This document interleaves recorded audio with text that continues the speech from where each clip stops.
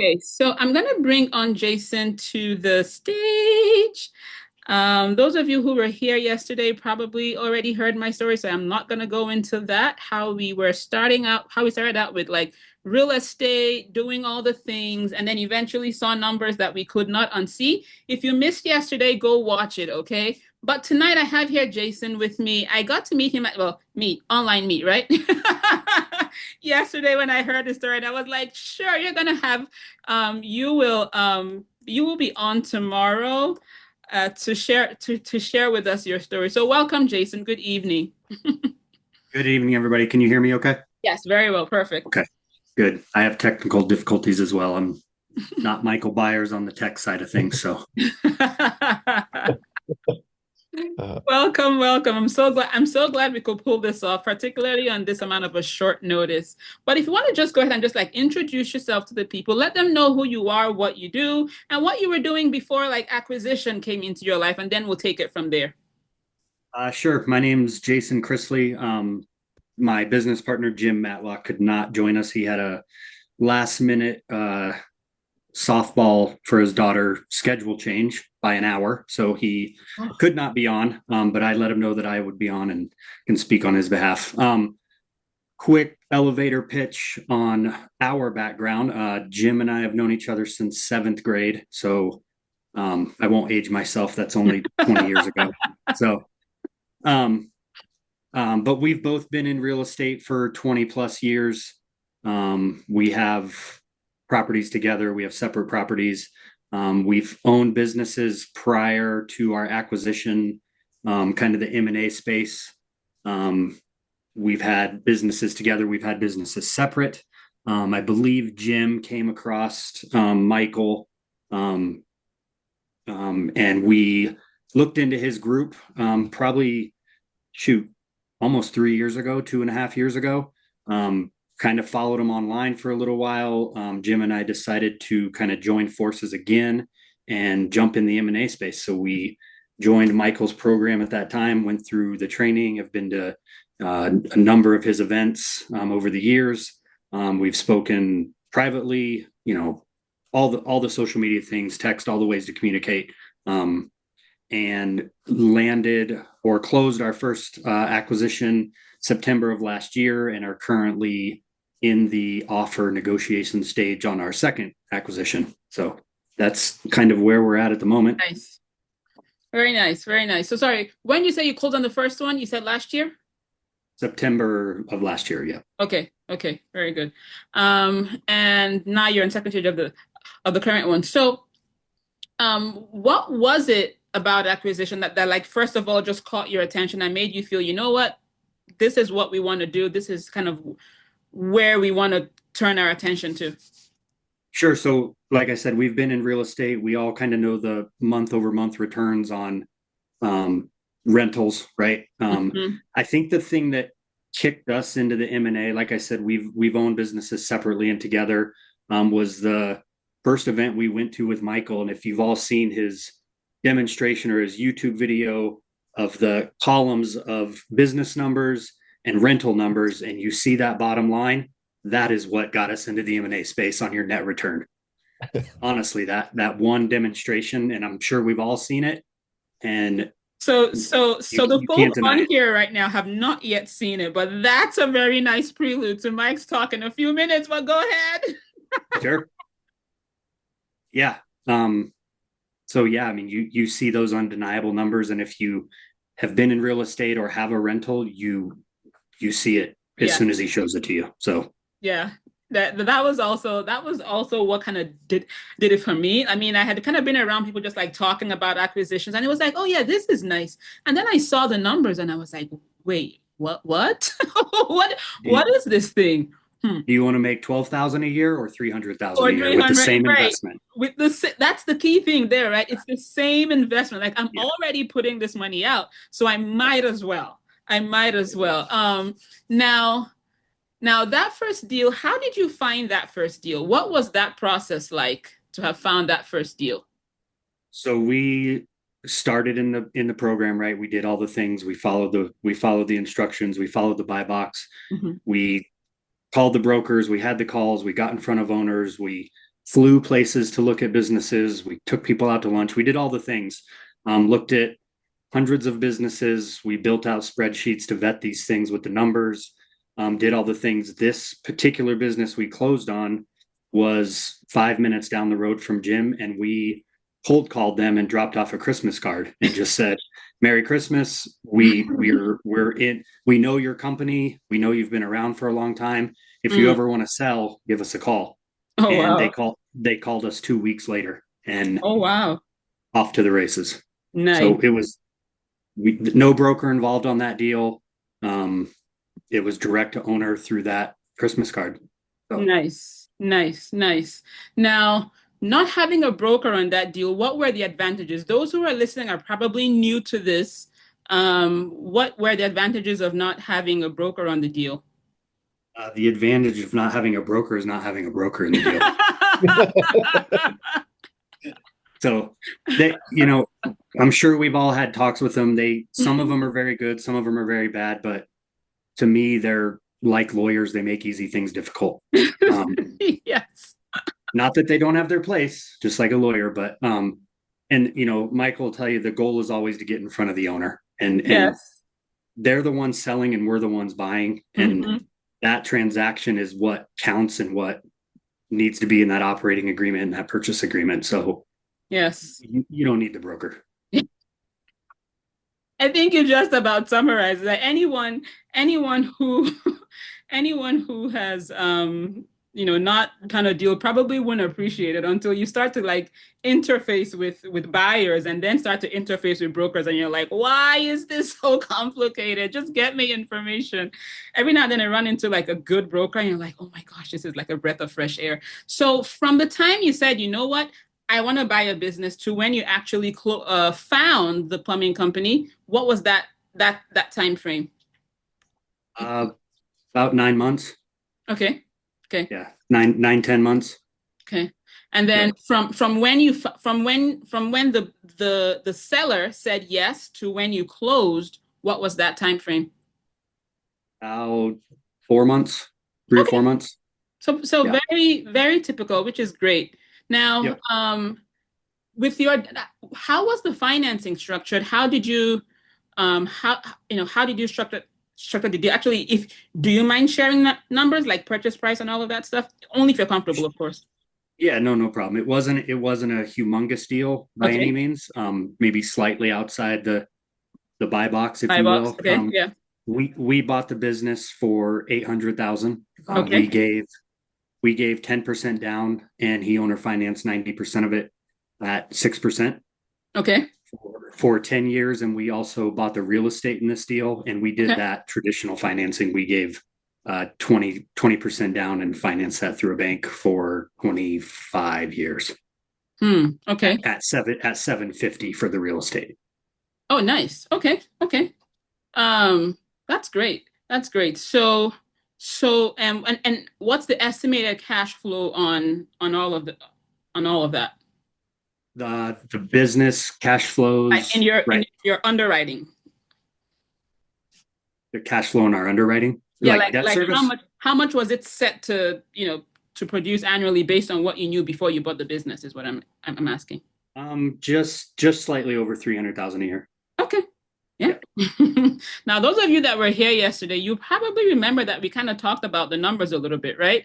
That, $300,000 in cash flow a year. I don't know. Somebody tell me in the chat. Will that adjust your work schedule a little bit if you could just get, just an extra $300,000 a year annually? Those of you that are listening, type a three in the chat if that could possibly adjust adjust your work schedule. If you just had an extra 300K coming in annually, coming in, type a four in the chat. If let me see who here will adjust something if they had an extra 300K coming in. You guys know I pause for my numbers, right? All right. Well, I guess everyone's bowling right now. They can't handle 300K. Okay, we'll carry on. We'll carry on. Now, since you've owned it, what has it been just like you expected, better than you expected, worse than you expected? How has that played out? Um, I don't think it's worse or better. You know, we inherited a operator with this business that had been running it for a little over 4 years prior to us. And there's been some headbutting in decision making Mm, in this first 9 months. Like we've only owned it 9, 10 months. Um, the first 6 months we were pulling our hair out, but we're gaining some ground with that, and we're making some strides forward now, and gaining some ground as new owners and implementing some of the dials and we want to turn and gas we want to pour on it. So nice, nice, nice. Now, um, are you planning? So now the new one that you're working on now, is it also a plumbing company? it is. Yep. Nice. You said Yep. it was a bolt-on, right? Like basically like a smaller one that you're absorbing into Yep. A that one? smaller one will just roll under our current fold. Yep. Nice, nice, nice. Now, um, are there any challenges that you didn't anticipate prior that have now shown up, or any sort of like road bumps that you wish you had known about beforehand, but now you've either surmounted it or found a way out of it or something like that? I don't think there's anything specific on a granular level that we didn't anticipate. We've owned businesses before in the home Okay. services space. As we all know, people and employees are hard. It's hard. It's a revolving door um, in any business, any industry. That's tough. So that would probably be our biggest ongoing challenge. But we built a good team in the beginning. We lost 3 people in one shot. Mm, You'll hear Michael say it: hire more than you need, right? Because yeah. day one, somebody's not going to show up. Day two, you're going to lose somebody. Day three, somebody's going to quit. So if you hire four and you need one, you might be okay. Mm, So we've kind of adopted that, and we do that. So nice. Now, if someone is listening and thinking, okay, should I even be thinking about this? Is this something that is compatible with my lifestyle? Just overall, this is kind of like your overall experience put together. Like, would you recommend them buying a business, or do you have reservations that you say, you know what, don't do this? I mean, entrepreneurship isn't for the lighthearted. I would say I've been doing it for a long time, and like I said, owned other businesses, and it's not easy. I was like, is it me or is it her? It was mine. Hold on. I It think was if I not our end. Yeah, go ahead. I think if you're not looking for a job Hmm. day in and day out, that inherit that management team, inherit that structure in the business, and have that in your back pocket going into it. Which we did. I mean, it Yeah, has some headaches, but we're not in it every day. We're probably in the business 8 hours a week, maybe. that's not bad. And that's inconsistent. We touch it every day to a Yeah, degree, but actually in it we're 6, 8 hours a week. that's not bad at all. Not bad at all. Wow, okay. Now, just any thoughts for those who are thinking? I think here we have quite a good number of either professionals who may never have tried this before, or people who may or may not have run businesses in the past. What kind of last or parting words would I say would you leave them with as they consider, contemplate, think about possibly getting into buying businesses? Yeah, I would never shy anybody away from it. I mean, if you guys are educated professionals and you're burnt out and you're working crazy long hours, and if you find the right business with the right fit, with the right infrastructure and people, that will trend the other way very quickly. Hmm. Well, So thank you I so would, much, Jason. yeah, I see. Okay, so there are probably going to be maybe a few questions here. Guys, if you have any questions for Jason here, go ahead and post them in the chat. I see one from, okay, this person says her name is Beloved. I don't see the first name, but okay, what she says here, any tips for retaining good employees? yeah. So we've tried everything. I mean, you can promise somebody the world. At the end of the day, they're going to make the decision they want to make, and they will also promise you the world, and then Mhm. they'll flip on you in a second. I think a good work culture is good. You want to create an environment, a work culture where people want to come to your establishment and want to work there. The service industry is, a bit a different breed of workers. They're not always educated. They're not, but they're tradesmen, right? They're good at what they do most of the time. But you have to create that environment that they want to be a part of, and the team, and kind of be all on the same page. The other thing, I mean, benefits are good to these guys. We pay 100% benefits for all of our employees. That's always a big thing with a lot of people. Maybe not some of the younger guys, which we've seen, the 20-something techs that come through there. They don't think of that. They don't see the value in it. But some of the older techs, which we have 25-year-old techs, and we have 55-year-old techs, and they'll see that and look at that benefit differently. But there's signing bonuses. We haven't gone down that route. Michael will tell you the same thing. You give them 1,500 now, and another 1,000 in 60 days, they're going to leave day 61, right?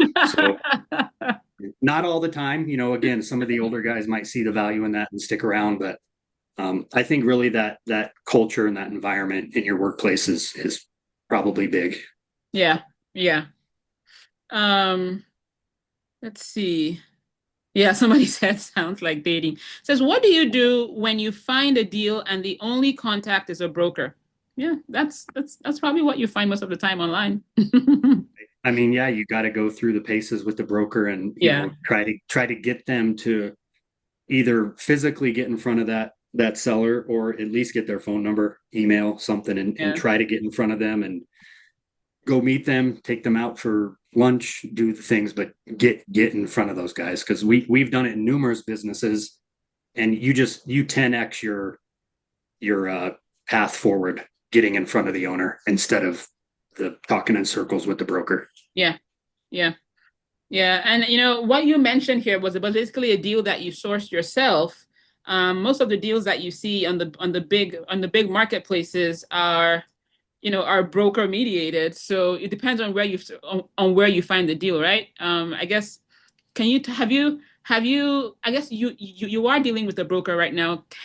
Can you touch on sort of your approach to dealing with brokers to try to kind of ease their fears and get in front of the seller? Yeah, I mean, brokers always want to vet you, right? They're going to ask for your net worth and your PFS and all these things, which I suppose they're not wrong in doing. They don't want a bunch of tire kickers, but you need to prove to them that you're a serious buyer. I mean, in the beginning, we would utilize the Michael's program and that name. They're accredited investors.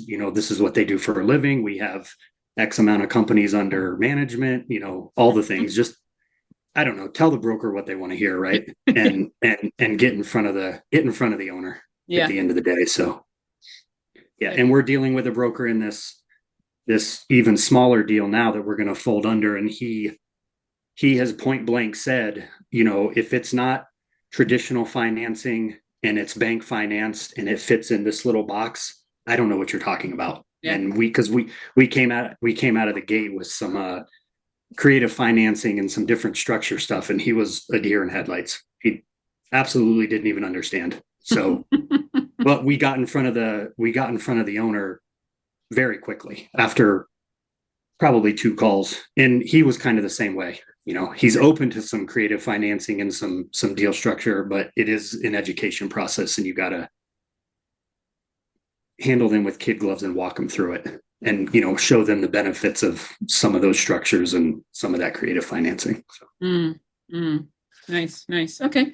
And then so we'll take this last one here. It says, what other kinds of businesses would be worth buying other than plumbing businesses? I'll rephrase that for you to say, other than the plumbing businesses, did you consider any other types? I mean, we're not industry agnostic. When we started, we looked at everything from every industry from New York to LA, right? We've flown to Reno, we flew to Florida, we've been all over the place. We're pretty data-driven investors and buyers, so we let the numbers do the talking. With the brokers, those are going to be inflated always, and you gotta dig into those and get all the ad backs and what the actual numbers are. But no, we've looked at everything. You Amazing. know, cash flow is what we Yeah. want. So How far is the one that you have from you? That's local, right? That's a local business to you? yeah, it's Okay. 60 miles north of me and about Oh, okay. 6 minutes away from where Jim lives. So Okay. Okay. yeah. Nice, nice, nice. Wow. Thank you so much, Jason, for taking Yeah. out the time. I really appreciate your coming on this evening, particularly on such short notice. Yeah. And I really wish you guys the best on this particular one that you're working on. Thanks so much. Mhm. Yeah, thank you. All right. Recording. Where's Jason? Duh, duh, duh, duh, duh. All right, I'm just gonna add Jason one more time because he just mentioned now offline that they are open to investors as well. Yeah, thank you. Yeah. Sorry, I'm back. Couldn't unmute. Yeah, I'm actually trying to find you. Let's remove Spotlight first. Oh, there you are. Okay. And then myself. Okay. So yeah, so how can people find you? That is a question that I always ask on these sessions. How can people find you? How can people reach you if they want to, work with you in some way or the other, invest with you, etc.? Yeah, I threw my email and my cell number in the chat there. So, Okay. Perfect. All right. And let's see. So for those on the replay, let's see. All right. Those on the replay, just reach out. Just reach out. So I don't have to put his phone number on blast for the entire internet to hop on. All right. All right. Thanks, Jason. if I get too many calls, they forward to Michael. So Oh, okay. That'll be fun. Yeah, I mean, am I? Can Yeah. I? Yeah. So, Yeah. Go ahead. so just to let you guys know about Jason and Jim. I mean, those guys are solid. They Mm. followed everything I told them. Like a lot of students, it was slow to start with, and they were like, "I'm not sure this is going to work," but they did. They followed the process, and they knocked it out of the park. Both of those Amazing. guys are super solid operators, and I'd put my money behind them as well. Nice. Nice. Nice. Nice. All right. So let's now just kind of like change gears now and kind of talk a little bit about just give me 1 second again. Let me just give this because we're really just trying to troubleshoot all of this.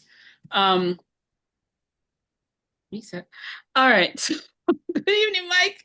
Good to see you on. I'm glad that you could make it on. Thanks so much for taking out the time. Let's actually just take a moment. I know Chelsea mentioned you yesterday, and now again Jason mentioned you, but let's just actually just go ahead and just introduce yourself to the people. You know what? I'll give like a very quick, like brief overview. So now, if you have not met Mike, so Michael Byers is a serial entrepreneur. He has been buying businesses for the last 20 years, done over 50 deals so far, and he has an amazing story. You definitely want to hear it.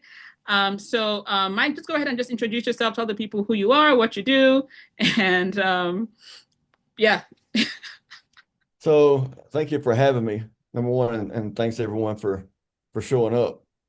My name's Michael Byers. I grew up in a small little town in South Carolina. We didn't have a lot, but we had what we needed. I was lucky enough to get a scholarship to go to Clemson University for chemical engineering, where I promptly dropped out after about a year and a half. I started a tech company while I was there, and it started doing well. So I dropped out to concentrate on that. And then I started buying companies. I bought a company, was able to grow it we did about $250,000 the first year gross, about $50,000 a year net. The first year, within 3 years, I'd grown it to doing over $3 million a year gross and over $1 million a year net.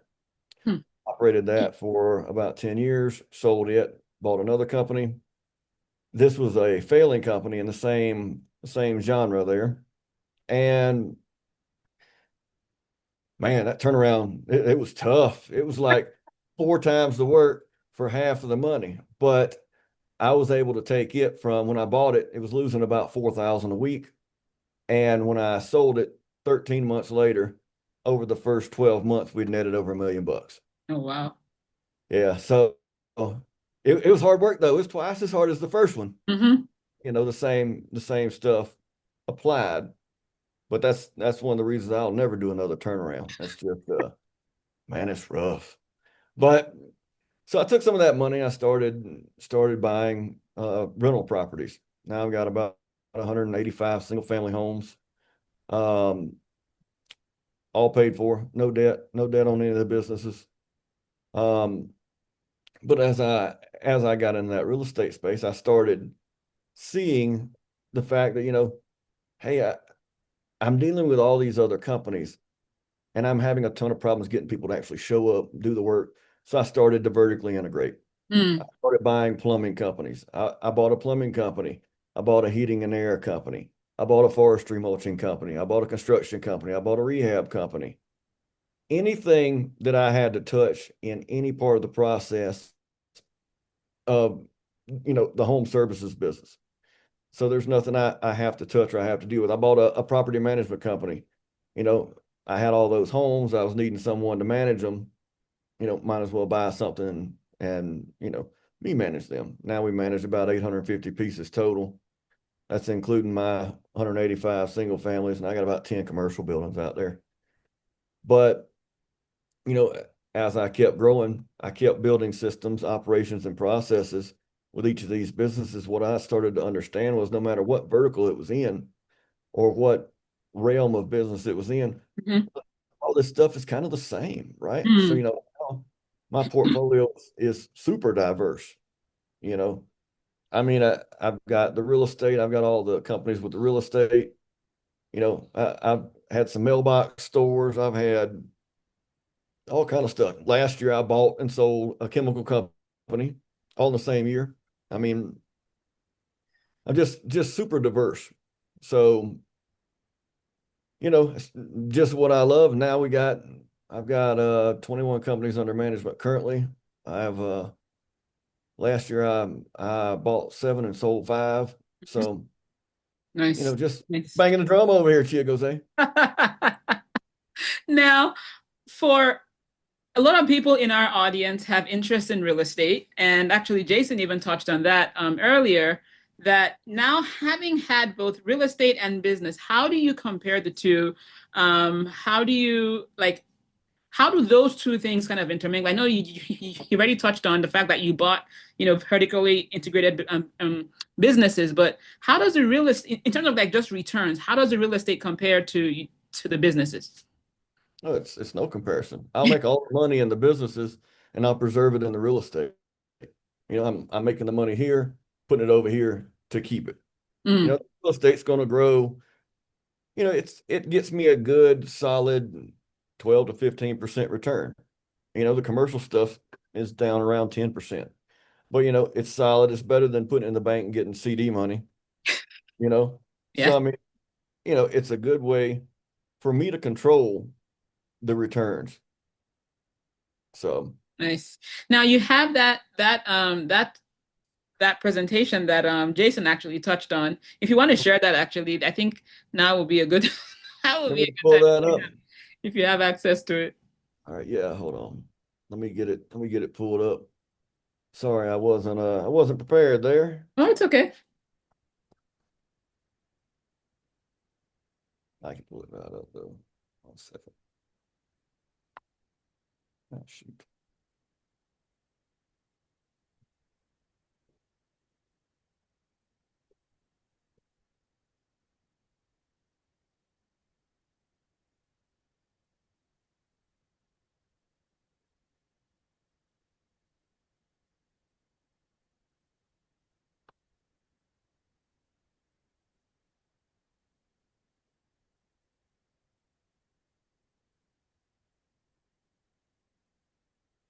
All right, if you will allow me to share my screen, I can take and play it for you. Yeah, go ahead. I think I should let you. How about that?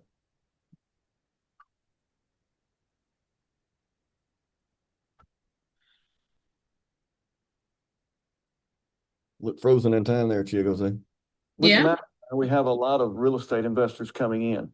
So, a lot of times we compare what we do with real estate because we're from the real estate space with about 175 single family homes. Here, as you can see, for 5 single family homes, if we bought them at $100,000 a piece, you got $500,000 for your initial purchase price. 20% down leaves you at the $100,000 down payment mark. 3.5% interest for 30 years. Principal and interest would give you $1,750 a month. Taxes $1,000 a month. Insurance $875 a month. And your rent at the 1% rule is going to be $5,000 per month. When you subtract out all of the expenses, that leaves you a net cash flow of $1,375 per month. Times 12 months leaves you with about $16,500 per year of net cash flow. Whereas a business acquisition, you have $1 million purchase price, 10% down is the same 100,000 as you have over here with your single family homes. 30% cash flow business, which is what we like, leaves you with 900,000 financed at 5% for 10 years, which leaves you with a $10,200 per month payment. That's $122,400 annual debt service, $300,000 annual net profit, $300,000 profit minus $122,400 debt service leaves you with $177,600 net profit per year versus the $16,500 net profit that you would get off the same investment into the single family home. As you can see, the difference in the net cash flow from the business versus the real estate is huge. You have the same initial investment for real estate versus a business acquisition, but you've got, almost 10 times the net profit.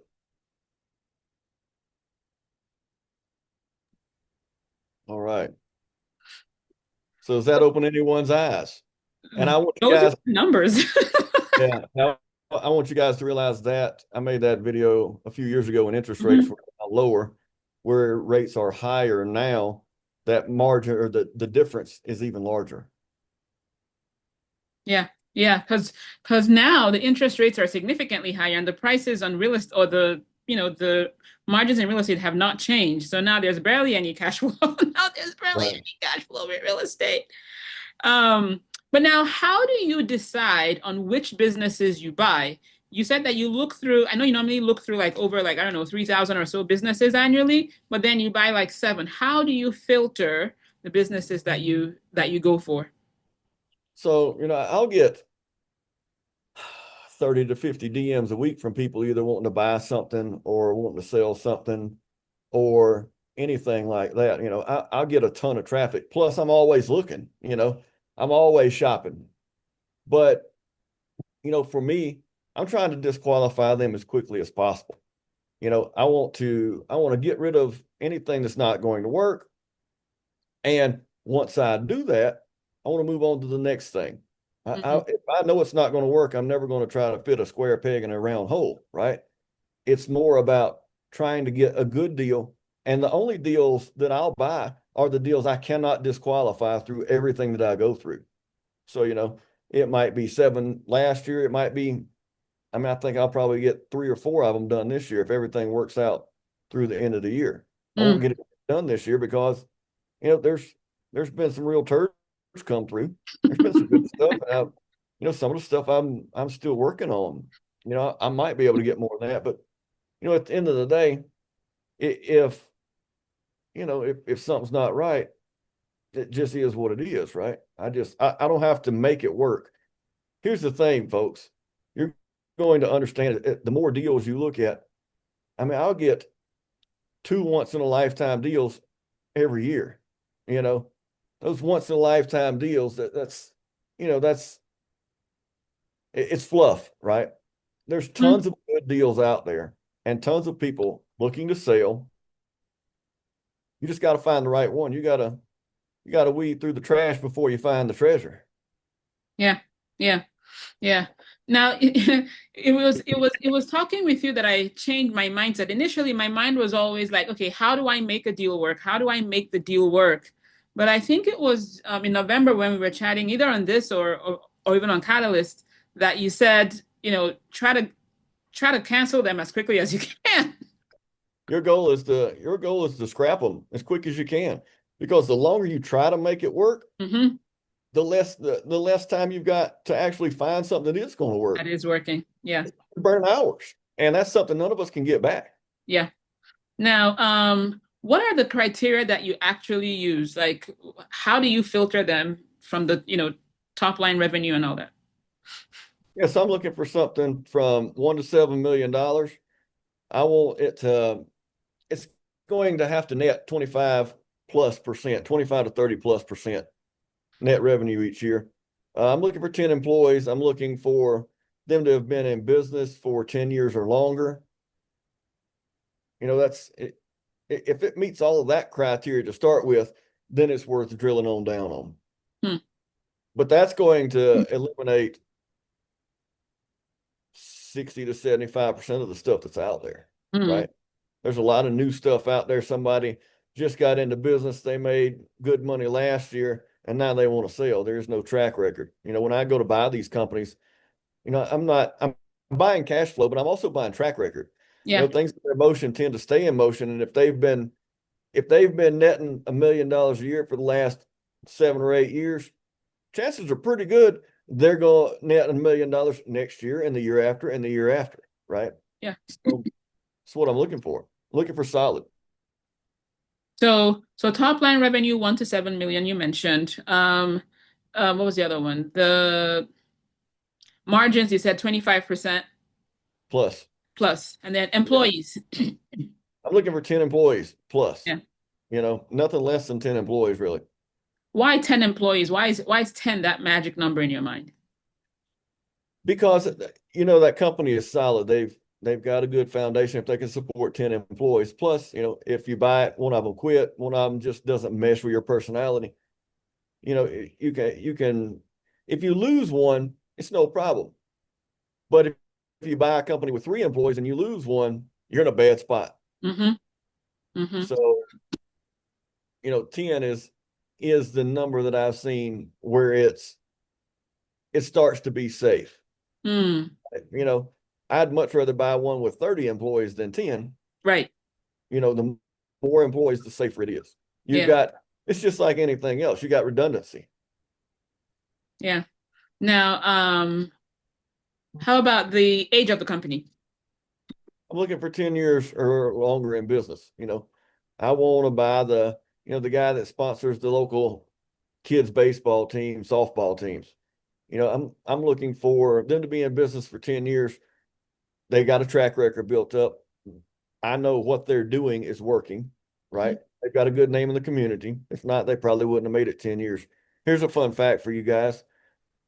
The 95% of startups fail in the first 5 years. Less than 10% of acquisitions fail in the first 5 years. Hmm. So I know that if they made it past that first 5 years, they've beat 95% of their competition. But I know if they double that, it's probably pretty solid, right? Yeah. Yeah. And then there's one that you never really actually mentioned in the stack of criteria, but you always mention, which is the quarterback. How do you run the business? Because people here are asking, how does one person run 21 companies? Everything I got has got a quarterback. Mm-hmm. And, you know, anything that I buy, I'm going to have to either the old owner is going to stay on, continue to operate the business. The company currently has a number 2 guy or girl that I can move to number 1, or I've got someone in my network that I can install as a quarterback. But everything I've got's got a quarterback. Every different business has a different quarterback. Yeah. And when you say quarterback, manager, operator, whatever you want to call it, you know, operator is probably a pretty good terminology for it. You know, they're there doing the day-to-day stuff. Yeah. All of the day-to-day problems go through them. If they can't solve it, they'll call me. Yeah. But the goal is to hire good operators. So, you know, I probably get, I'm just thinking back today, I've had 3 calls and they're 5 or 10 minutes apiece. You know, it's really 3 or 4 minutes of talking about, you know, how to solve the problem, what to do, and 3 or 4 more minutes of what's going on.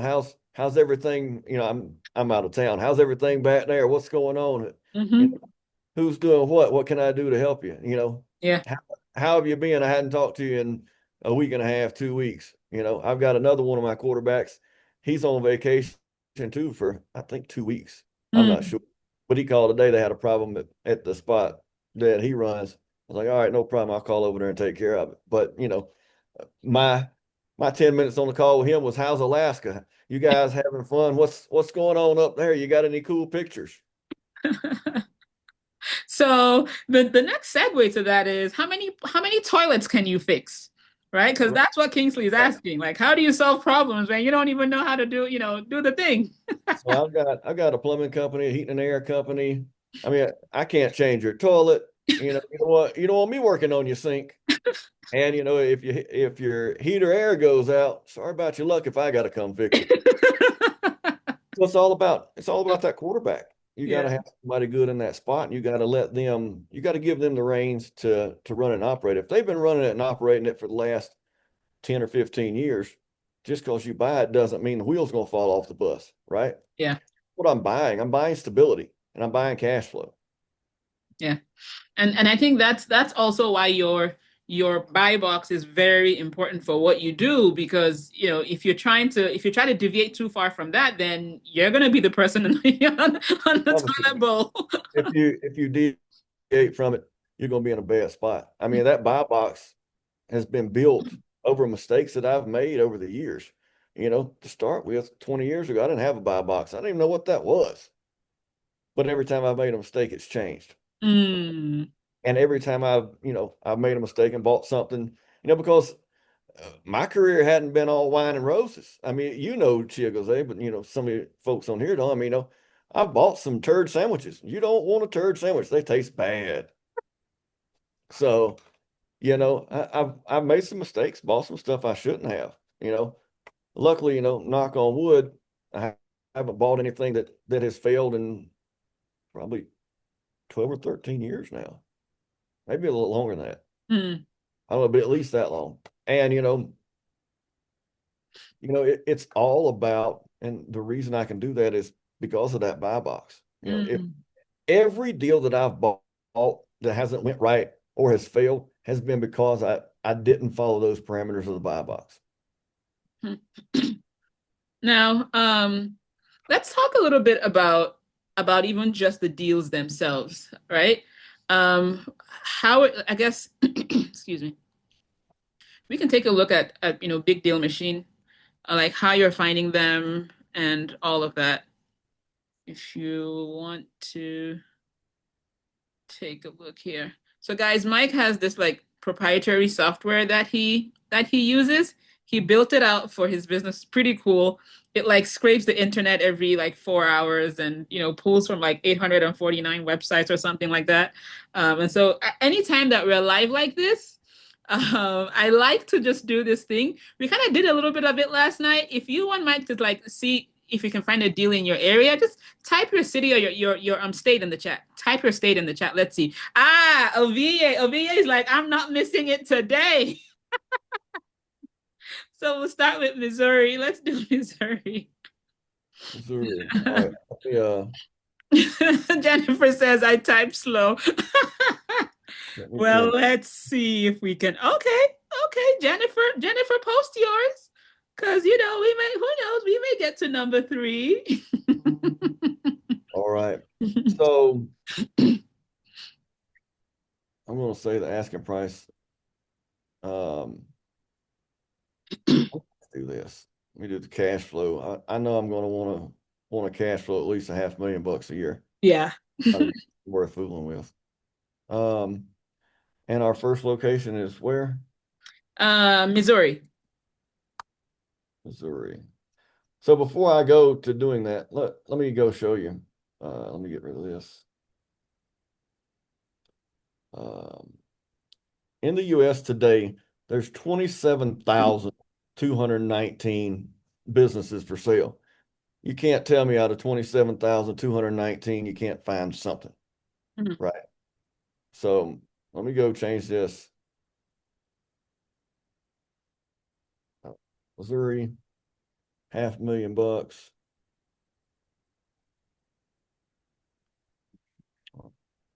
Let's see. Something's wrong there. And this is the same thing.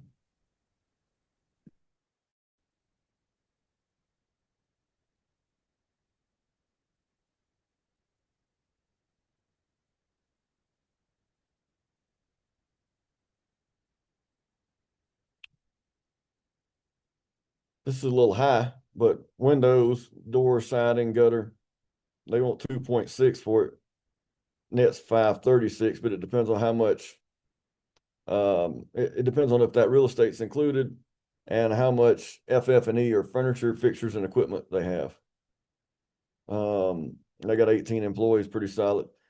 Here goes a decent one. Wholesale niche goods with 46,000 square foot of distribution space. They want 5.7. It's cash flowing like right at 1.4. They got 10 employees. Here goes a decent one. They want 1.1 for it. It's cash flowing 557.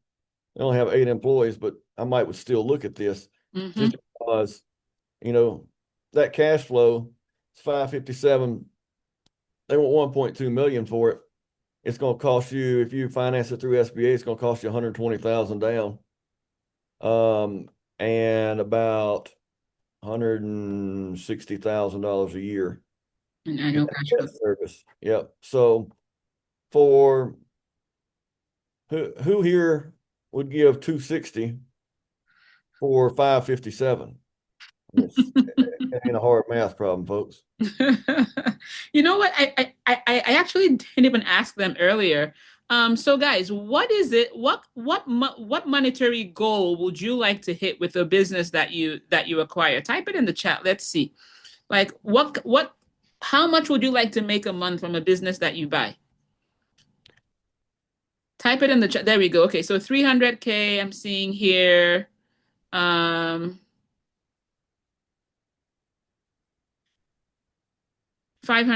Okay. So we're definitely in ballpark. Now, the next thing I want you guys to type also is like, what will that do for you in your life? Like, what is the actual life goal that you want this money to help take care of in your life? What is that thing that getting that 50K monthly, Jennifer, will help you do? And Kingsley, what will 500K help you do in life in general? Chichi says 50K. Okay. So while they're typing that, we'll go Yeah, through this go one. ahead. Yep. The Go ahead. machining and fabricating manufacturer, they want 4.1 for it. It's cash flow 1.2. 21 employees. This is a solid deal here, folks. I mean, manufacturing is never going away. And they've got some FF&E, some furniture, fixtures, and equipment, some equipment that if you needed to go get like asset-backed loan, you could go put up.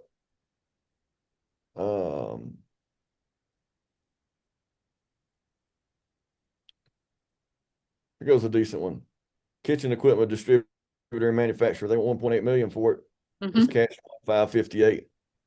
14 employees. Let's try the next city that somebody mentioned here. So let me go back to the top here. Ohio. So Tony said Cincinnati. So let's see Ohio. Oh.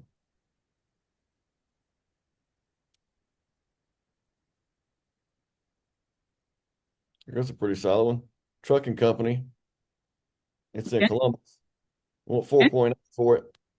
Oh, nice. So that's a good one. Over $1 million cash flow. They've got trucks where you can get asset-backed loans.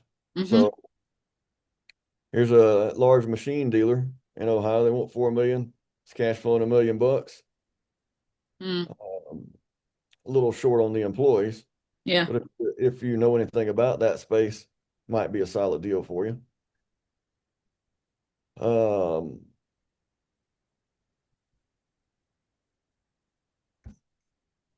Here goes a welding business. Looks pretty solid. Do not get in any FedEx routes.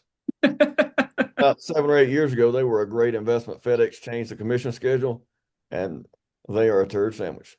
Here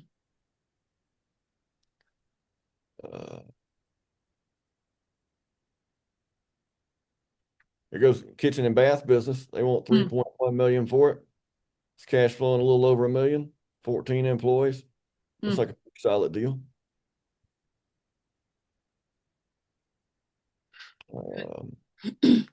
Home health care. Okay. It's cash flowing 819,000. They want 2.4 million for it. And it's going to cost you 240 down plus about 320. So it's going to cost you less than 550 to get into it for 820,000 a year. Not a Nice. big 60 employees.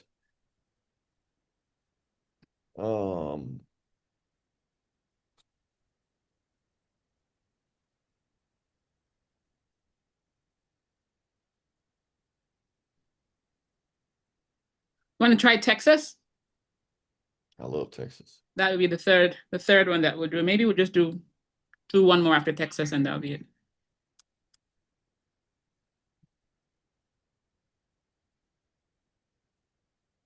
Here goes a decent one. Pool designer. They want $1 million for it. It's cash flowing $600,000 a year. They got 10 employees. Nice.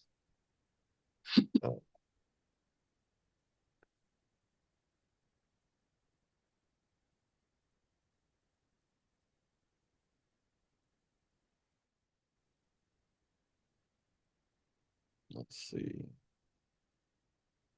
Here goes. I know we've seen this one before, Chia goes, Yeah. but any of you that are doctors, Oh yeah, that one. active and profitable OBGYN clinic in Houston.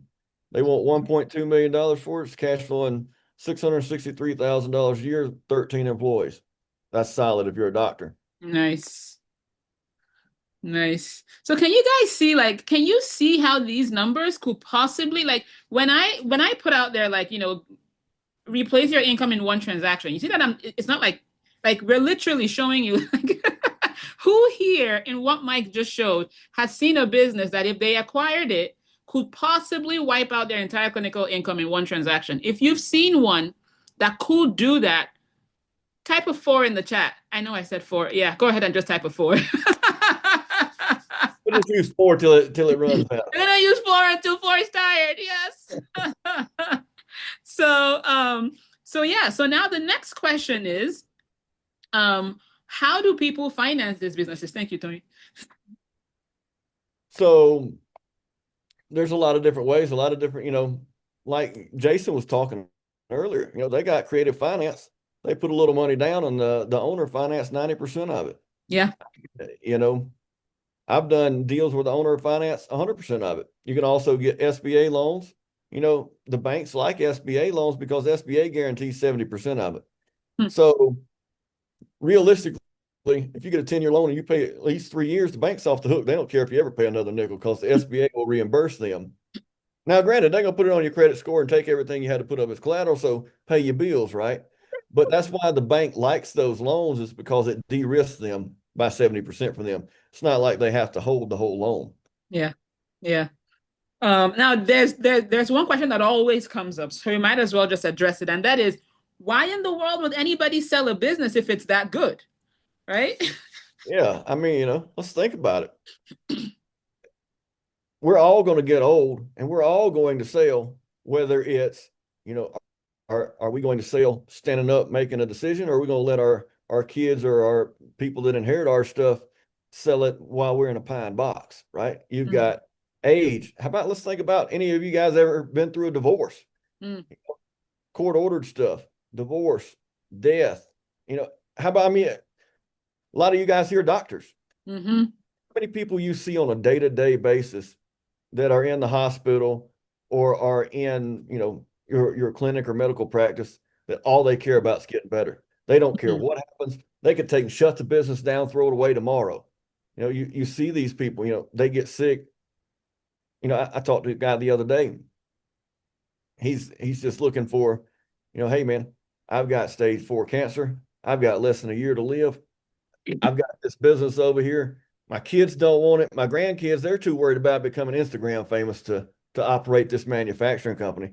I just need to sell and get out. I'll leave them a little money, but I'd like to sell it before something happens to me, because they'll just close it. You got to look. There's over 10,000 baby boomers retiring every day in the United States. Yeah. There's plenty of motivation out there to sell. It doesn't have to be a bad business for them to sell. Yeah. Yeah. That was the first thing I kind of had to come to terms with, that, like, Yes, there may be, some of them that are trying to avoid something, but for all you care, like at some point, so for some people, just the freedom, the Yeah. freedom, like there are other things that may trump owning that business or keeping the business. I'm even like, even heck, sometimes it's like that was part of the business plan, right? Because Oh even, yeah. sometimes it's like you want to buy them, scale them, and sell them. Like that is sometimes just the business plan. Um, but then, part of, one thing that we always talk about and remind people is that you don't just go buy anything. There's a due diligence period that you have to go through. Can you just talk very briefly about that? And Yeah. So for me, mm, the average due diligence period, if I find an on market deal that's listed with a broker, it's going to be it's going to take me about 6 months to get that deal done from the time when I say, hey, I want to buy this deal till the time the money transfers hands. If it's an off market deal, it's normally going to be 9 to 12 months plus, mm, so longer term to get the deal done. If it's off market, they're not going to have anything prepared. yeah, You know, if you've got a broker in the deal, people there's good brokers and bad brokers out there, right? There's good and bad in everything in the world. But, if you find a good broker, they're solid. A lot of people don't like to deal with them. I don't mind dealing with them if I find a good one. yeah, yeah. So your main goal is going to be, it's kind of like a real estate agent, right? Mhm, Shop around, find somebody that's good, find somebody that someone else has used, or I mean, reach out to me. I can tell you who I've used, mhm. you know, and find a good broker. They'll be your best asset. If you get a monkey broker, you're in a bad spot, because like that guy that Jim and Jason was talking about, they have to use on this second deal. He doesn't know anything. He's new. The guy's been in business 4 months. He's trying, but he just don't know nothing. Mhm. Right. So it just you're pushing a rock uphill the whole way. Yeah, yeah, yeah. And yeah, but and the good thing is that, there are ways to find deals without brokers, but the broker deals are still the most visibly available. So Yep. you don't want to just ignore them, but just know that that's just one source of your deals. Right. Yeah. Right. Yeah. Now, for those who are kind of thinking about this, for those for those who are kind of just like thinking about this, wanting to know um, how they can possibly like how they can get started with this when they're not electricians, not plumbers, they may be physicians, they may, what would you say to them from a mindset standpoint, right? Like, how would you help somebody overcome that hurdle of like, I'm not a business person. Is this for me? Yeah. I mean, you got to figure out what you want to do, right? We all got to figure out what we want to do when we grow up. But, I think that, like I told you guys, I own a plumbing company, I own a heating and air company. I can't do either one of them. I think you really have to understand that you are going to follow that buy box. That buy box parameters was created from mistakes, right? Mhm. So if you follow those parameters, you're going to keep yourself out of a jam. Yeah. That's the goal for any of us. Yeah. You got to, for me, I always buy stuff that I like or I enjoy or that I need. I don't Yeah. go buy stuff just to be buying something, right? So if you like it, you're going to do better at it. But make sure that quarterback or that operator is strong.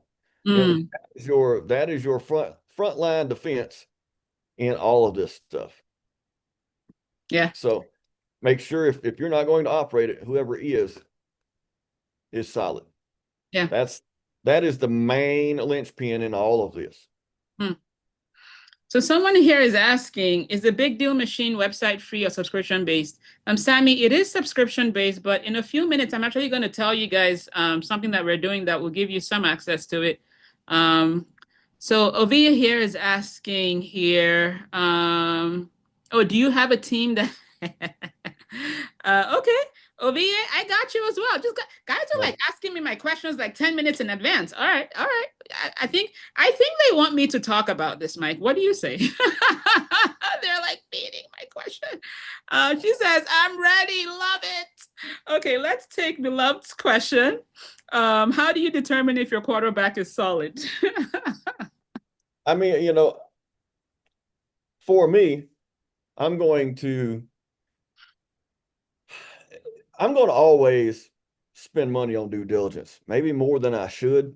And let me preface the stuff with that. I will, what other people might call waste money, hiring, industry experts or stuff like that, even, over preparing. But I'm going to find someone in that industry that knows way more than I do. Yeah. Just like you guys are here. If you knew more about mergers and acquisitions than I did, you probably wouldn't have shown up, right? If, just like, for you guys that are doctors. I mean, if I get sick, I'm not going to Dr. Google. I'm going to go find the best doctor that I can find, especially if it's something life-threatening. Mhm. I don't care what it costs. I'm going to find the best one that I can find. Yeah. I don't go to Google and hope for the best, right? Mm. Same concept. You're going to hire some industry experts, or maybe you got friends that are industry experts, right? Mhm. You're going to go talk with people. Yeah. Communication is key, folks. Yeah. You have got to find some folks that already know about what's going on. They're going to be able to give you pointers. You'll be able to find out real quick. Everybody on this call is over the age of 21, and you've seen some things, right? Yeah.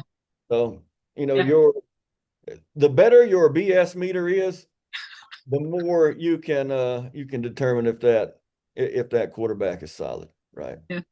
And it's funny what you're saying about even people in your network. I was looking at that home health deal, the one that'll probably do about it's doing like 1.3 annually in EBITDA or cash flow, whatever. And turns out I got to call my dad. And I was like, hey, this is your zone. Like, what should I be looking for? And actually it allayed our fears. So hopefully offer in. And yeah. Okay, so last question here. Do you ever buy franchises? No. Simple answer.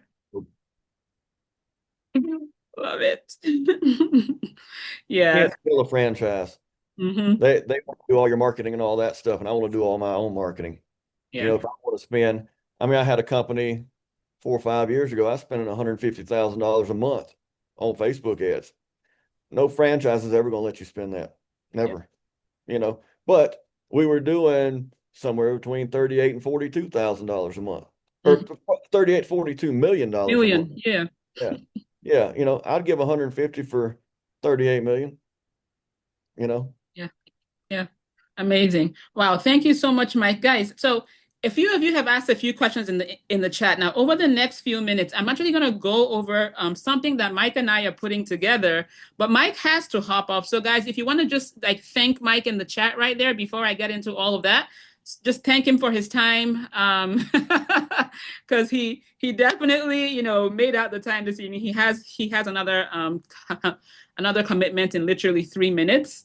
So just send a nice emoji, thank you, so that you can see that in the chat. Thanks so much, Mike, for taking out the time and sharing your wisdom. Yeah. You're welcome. Thank you for having me, and thanks everyone for coming tonight. If you guys want to follow me, you can find me on Facebook or Instagram or LinkedIn. Yeah. Or I'll drop my website here. You can go learn a little more about the stuff that I do. Yeah. And thanks again, everyone, and thank you, Chiagoze, for allowing me to be on. My pleasure. Always a pleasure. Always a pleasure. Guys, have a great night. Take care. All right. Okay, guys. Was that fun or what? Right? Was that fun or what? On a scale of 1 to 10, how would you rate? How blown was your mind with the numbers and things that you heard today? Just give me on a scale of 1 to 10. And this is me taking open risks, okay? This is me taking open risks, knowing that I don't have a way to control your answer. Somebody could just go there and put anything there. All right. Well, thank you. I appreciate it. I appreciate it. Okay. So in the next few minutes, I want to share with you what we have put together, okay? Because a few of you have asked, oh, how do I get Big Deal Machine? How do I do this? How do I do that? How do I work with you, Mike? How do I? So let me tell you a quick story, right? In November last year, we were hosting something like this. It was literally called Acquire Your Freedom, okay? And my goal at the time was, you know what? just get people seeing these numbers, just get people sort of just seeing how these numbers are different from real estate. I was a real estate coach. That was my thing. I mean, those of you, I mean, a few of you are here, you know, who are with us with real estate, right? That was my thing. Okay. But I just had this thing and I'm like, after seeing these numbers, it's so hard to unsee them. I mean, why would I take someone through buying 10 houses when I could take you through buying one business and you could make the same amount of money? So I held the event, we held the event. But while we were here, people asked in the comments, like, is there a course for this? Is there a thing for this? And I'm like, I don't have anything, right? But while we were on, let me actually show you here real quick. Let me share my screen, okay? Because I actually did think through this. Just give me 1 second. Let me actually share this screen. Let's share this screen. Nope, I don't want to do that. I want to present it. Hold on. Hold on here. All right. Where is the present button? We're having an amazing evening. There we go. Oh, it's coming as a video. That's not what we want. All right. Hold on. You're just going to share the screen like that. Okay. All right.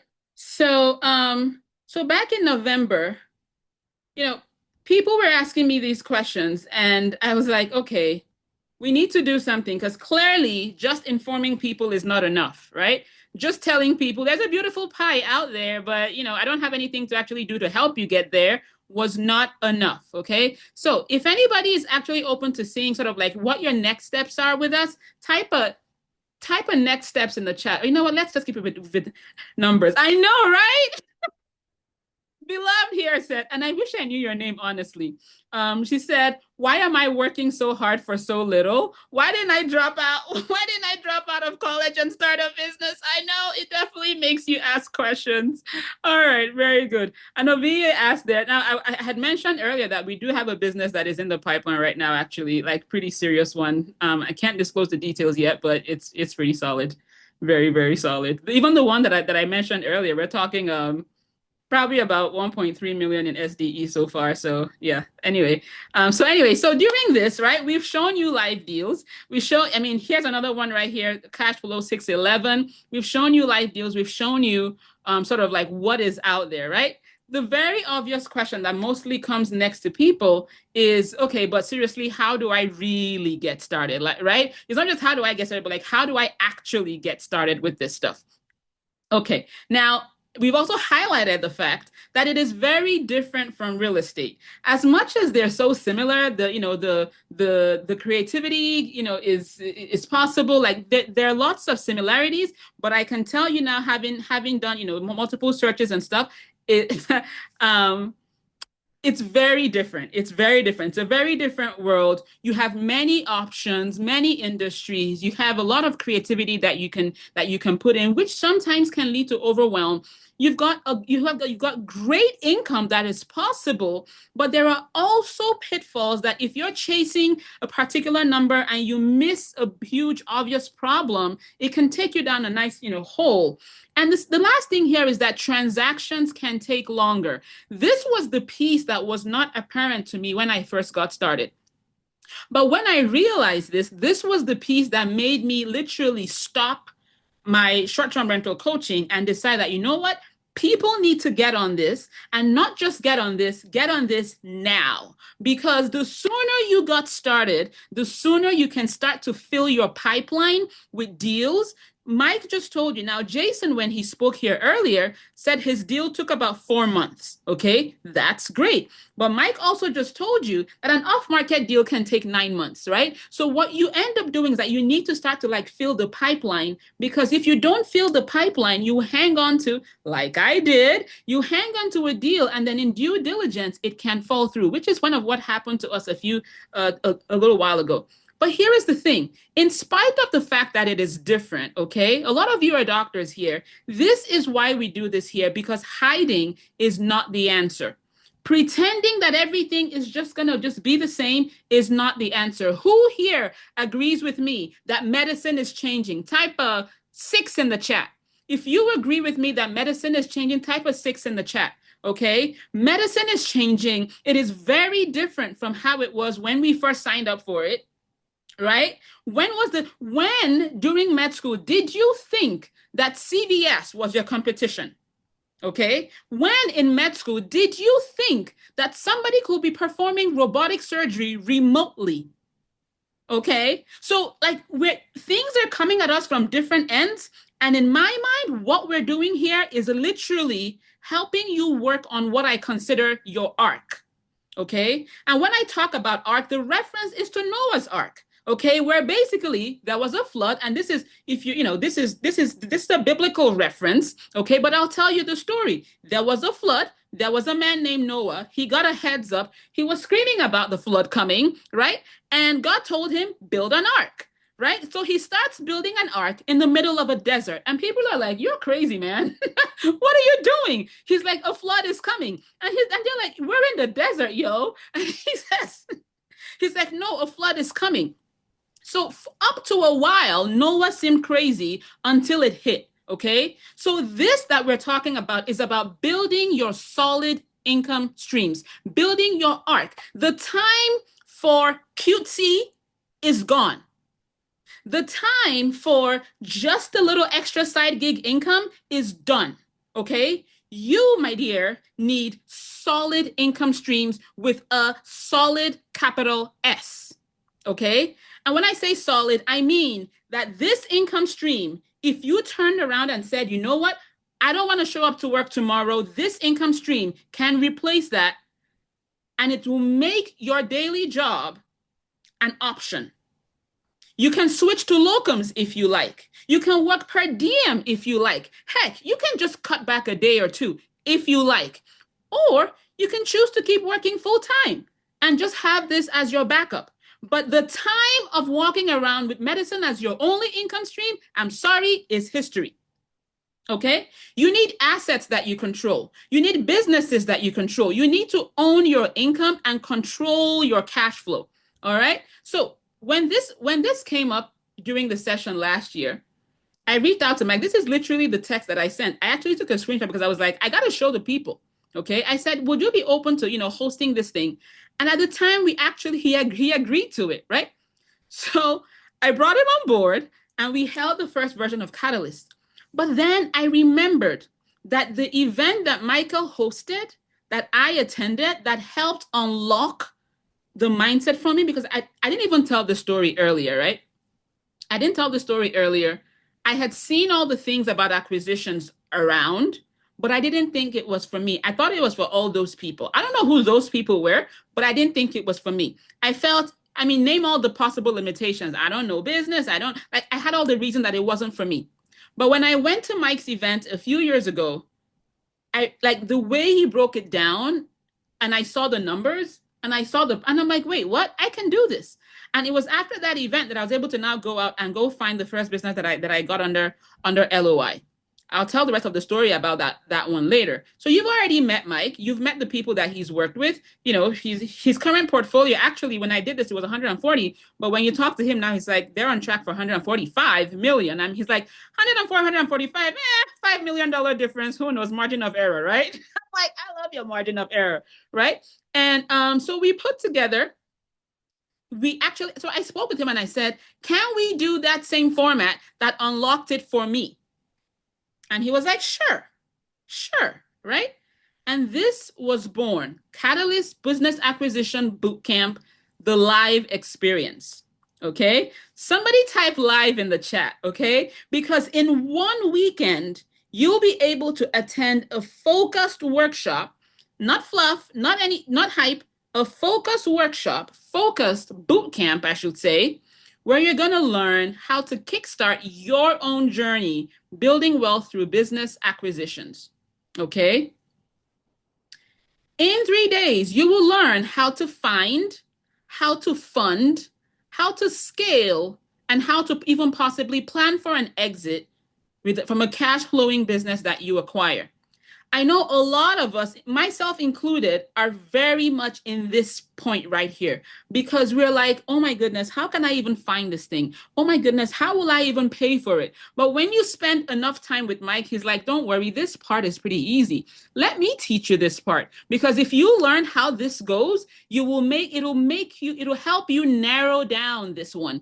It'll help you make this one even easier because you already know what your end goal is. Steve Covey said, begin with the end in mind. He's going to teach you this part, and part of the process there is scaling the business. So what levers can you pull when you get the business to make the business more profitable than when you bought it so that you can have what you call an arbitrage, a multiple arbitrage where you can buy, let's say for like 2x or 3x, as we like to say, and by the time you scale a little bit, you can now sell it for 4, 5, 6x. So now you're winning on two ends, winning in a logarithmic way.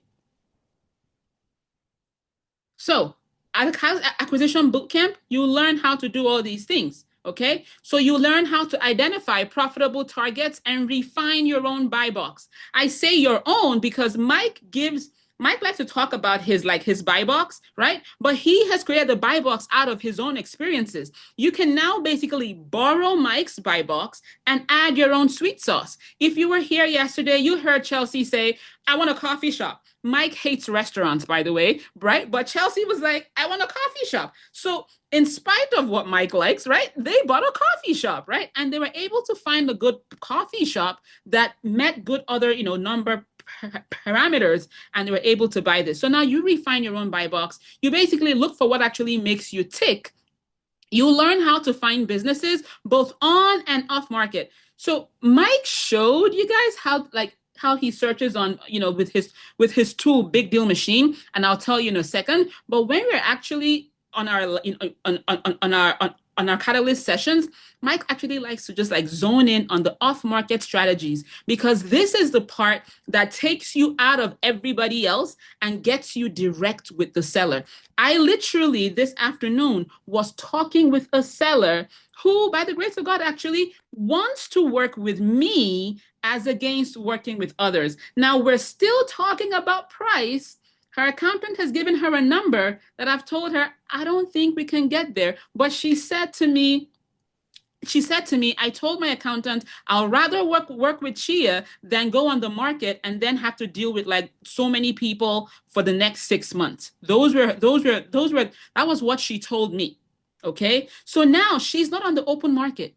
But guess what? That business, I told you guys the numbers. That business historically is doing an average, 3-year average, roughly 1.3 in profit. I didn't even mention the top line because some of you may have just brain spasms if I mention the top line. But profit right now, we're talking about 1.3 average. So if we purchase that, if we use debt, okay, if we use debt to purchase the business, estimate around 400,000 for that annually. Out of 1.3, even make it 5, okay? Out of 1.3, take away 500,000. Let's just assume that we pay 500,000 annually for that business. Somebody do that math for me. What will that come to in the comments here? Tell me in the comments here. What will that look like? Yeah. Exactly, Tandy. Oh, that was you, Tandy. I didn't even know you were the one that was beloved. Exactly. This is essentially what private equity is doing to us in medicine. Exactly. So we become private equity. We become the ones that are going after these businesses. We're buying up the practices. We're buying up the things that we're very well qualified to acquire. And then we can be the ones doing the roll-ups. Okay. So that's number one. We'll help you learn how to find the businesses, okay? You learn how to communicate with sellers and brokers so they take you seriously. This is a whole art I'm coming to find out. On the fund end of things, you're going to understand how funding businesses work. Nobody has mentioned so far, you've heard it from me. If you are a physician, and if you're not, that's okay, but if you are a physician, you can find a lender that will give you a loan on a medical practice for 0% down. Okay, for 0 down. Okay, so if any practice is getting sold to a non-physician, it's because some other physician probably had no idea that this was available to them, because the money will not be the problem. There are lenders out there looking to lend to doctors that are willing to take on practices for zero down. Okay, so during Catalyst, during the boot camp, okay, you're going to learn how to structure deals with creativity. You're going to learn how to fund these businesses. All right. Number 3, okay, to scale them, you're going to learn how to identify common levers of growth that can be pulled to increase the business profitability, to increase your cash flow, but more significantly, grow your net worth. Businesses are valued based on multiples of the profit it generates. So for every dollar that you save or you add to a business's bottom line or cash flow or profit, you just increase your net worth by 3 to 4 to maybe even 5 times that number. And then finally, to exit, if you choose to sell, how to position your business from the get-go for a profitable sale. Now, when is this event? It's going to be September 12th through the 14th, okay? It's going to be right here in Syracuse, New York. Mike is going to be our key faculty member, if you may. But I've also pulled on Philip and Doe as well, who has experience with biomedical practices, so that we get both the non-medical as well as the medical side, because I know my audience and I know we have a lot of doctors. And so for those who want to acquire medical practices, we're also going to have someone in the room that does biomedical practices, so that you can basically, you have the world essentially at, as your oyster. Okay. So what is this worth? Okay. What is this worth? Being with Mike, essentially, and us, right, for an entire weekend, learning these skills, learning these techniques, live interactive training, both in person with a live stream component, okay? You definitely want to be in the room. You definitely want to be in the room, right?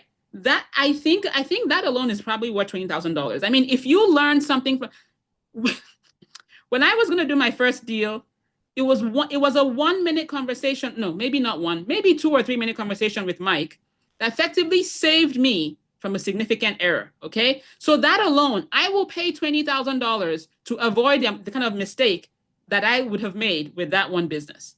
All right. But there's always bonuses. We always like to sweeten the pie a little bit, right? We have this document vault. Okay. And this afternoon, I sat down with Claude and I was like, how do I describe? Because there's so much goodness in this vault that I was like, how do I describe the content of this vault in a way that actually shows people the value? Okay, so let me show you real quick the phrases that Claude, this is Claude here directly, right? It said the foundation suite, right? How to read a financial statement. Profit is not cash flow. Sample financial model. The intelligence archive, okay? SWOT analysis, how to, 130 boring businesses. The strategist toolkit. These are all documents and resources that, in fact, like the negotiator's playbook, the operator's manual, because these are all resources. Some are like one sheet, like graphs and graphics. Some are like actual, attorney created documents. Mike said it cost him over $100,000 to come up to put together the documents you have in this vault. And when I told him, can we do this? He was like, yeah, sure. Let's give them the vault as well. I'm like, okay. So we're talking, contracts, letter of intent templates, due diligence questions. There's a KPI, KPI is key performance indexes, growth matrix chart that's in there, so that when you buy the business, you get okay, what numbers should I be looking at this particular, and it's okay, if you're doing this, then you have this, right? And then operator insights, there's one document in there that's how to hire. I saw it this afternoon and I was like, oh, this is good. So for some of those documents, you will need when you're still in the buying phase. And for some of them, you will need when you first come on, there's a post acquisition, worksheet or something that's in there. It's just a wealth of information. Okay. But that's bonus number 1. Bonus. And so that deal vault alone, honestly, I've had a hard time putting a number on it, but I'm like, you know what? let's just put a 5K number on it, right? Because if I had to pay an attorney for like a letter of intent, just a letter of intent template, right? That alone and their time, just, yeah, it adds up, right? So like I said, Syracuse, New York, right here, easy access from any major airport, Atlanta, JFK, wherever. It's like an hour, maybe max 2 hours from any major airport, right? On the East Coast, obviously. If on the West Coast, then it's like a hike, but you can still come. All right, but remember that big deal machine that Mike was using earlier? Okay, all right. You get, when you join us in Catalyst, you're going to get 6 months of access to it. Now, here is the thing, okay? Mike, like I said, built this out for himself. The intention was not to sell it. The intention was for his own team to use to find him businesses, okay? So it scrapes the internet every 4 hours. And the beauty of it, because I use it, the beauty of it is that whereas on the other websites, you kind of have to like, you just kind of have to like scroll through everything. With Mike's tool, you can filter and say, show me just the businesses that came on the market in the last 3 days. Show me just the businesses that were market in the last 7 days. So you can identify the hot businesses, the new ones that just came on the market, and you can be like the first person in there. I got a deal recently, and the advantage that I had was that I was the first person that the seller got to meet. Now, eventually, that seller did not choose to go with my offer, but guess what? I got first dibs, okay? So now, if his deal falls through, guess who he knows is ready to buy from him? Yeah, me, right? So you're gonna have 6 months of access to his proprietary software to find deals that are both on and off market, okay?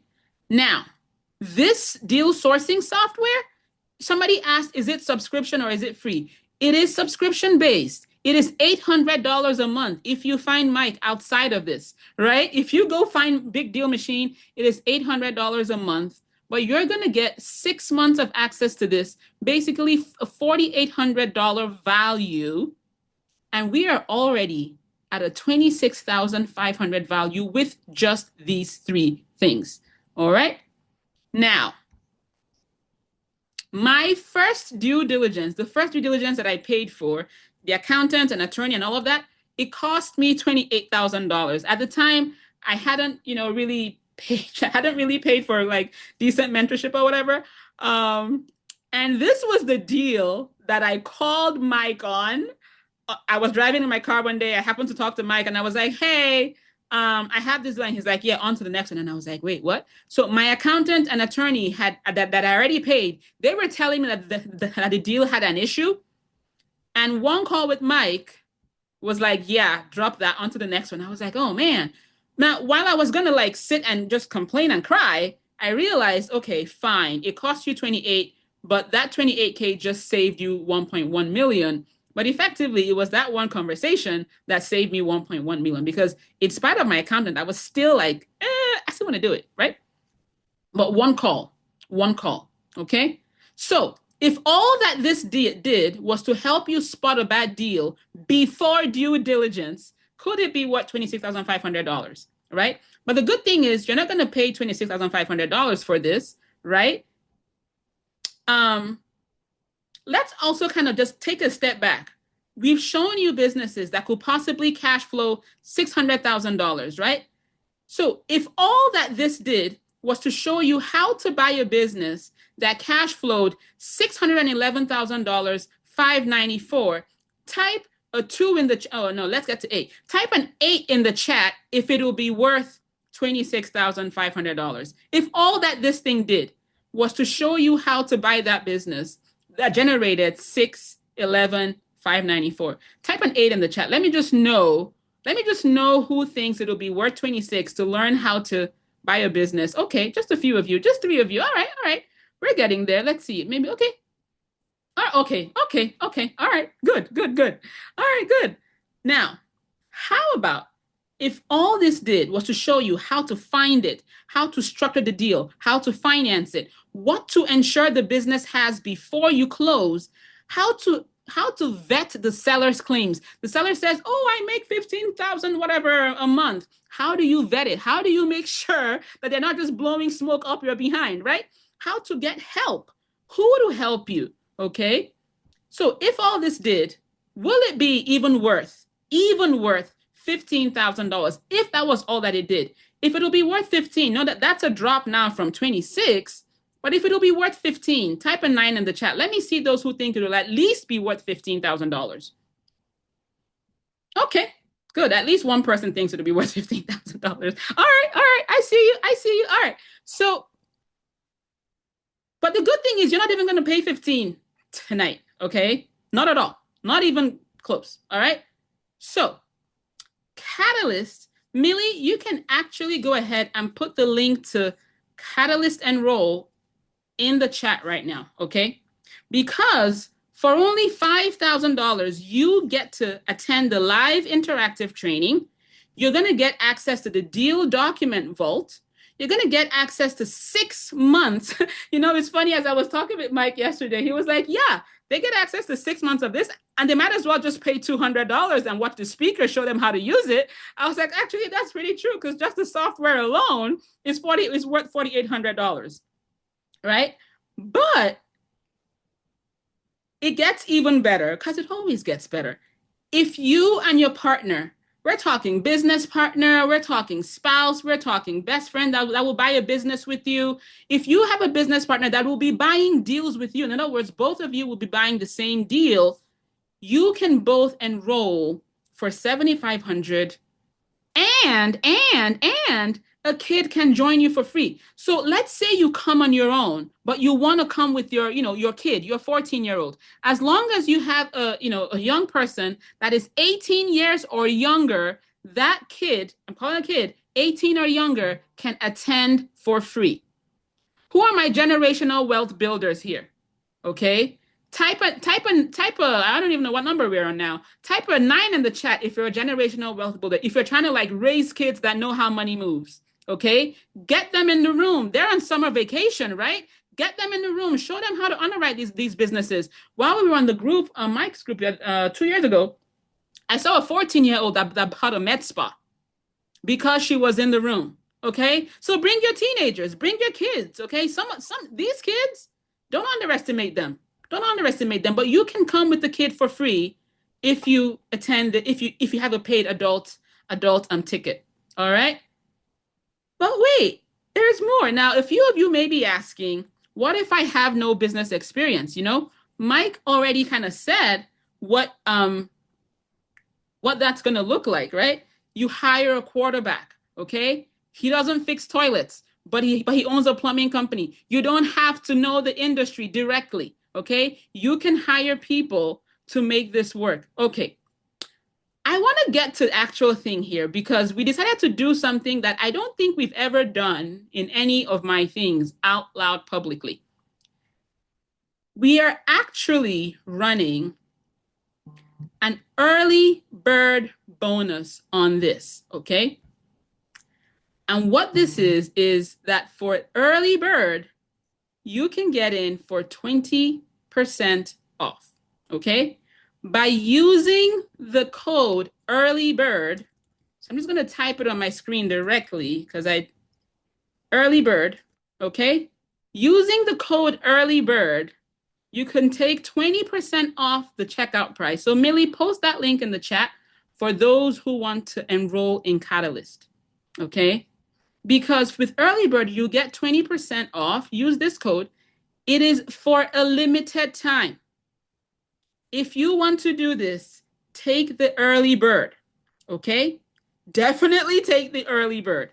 Now, there's one more bonus for those of you who are on here live. You heard it here for being among those who kind of stay to hear the end of it. If you get your ticket before Friday evening, so we finish on Thursday, if you sign up before Friday evening, remember Big Deal Machine? You're gonna get 2 extra months of Big Deal Machine if you sign up before Friday evening, Friday 7 p.m. if you enroll before 7 p.m. Eastern on Friday, I'm sorry, if you enroll before 7 p.m. on Friday, then you're going to get the fast action bonus, which is 2 extra months. 2 extra months. So basically, instead of 6, you're going to get now 8 months of Big Deal Machine. Okay? I'm almost sounding like the infomercial because, but wait, there is actually more.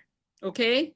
If you sign up, you will, like this week, you will also get to attend.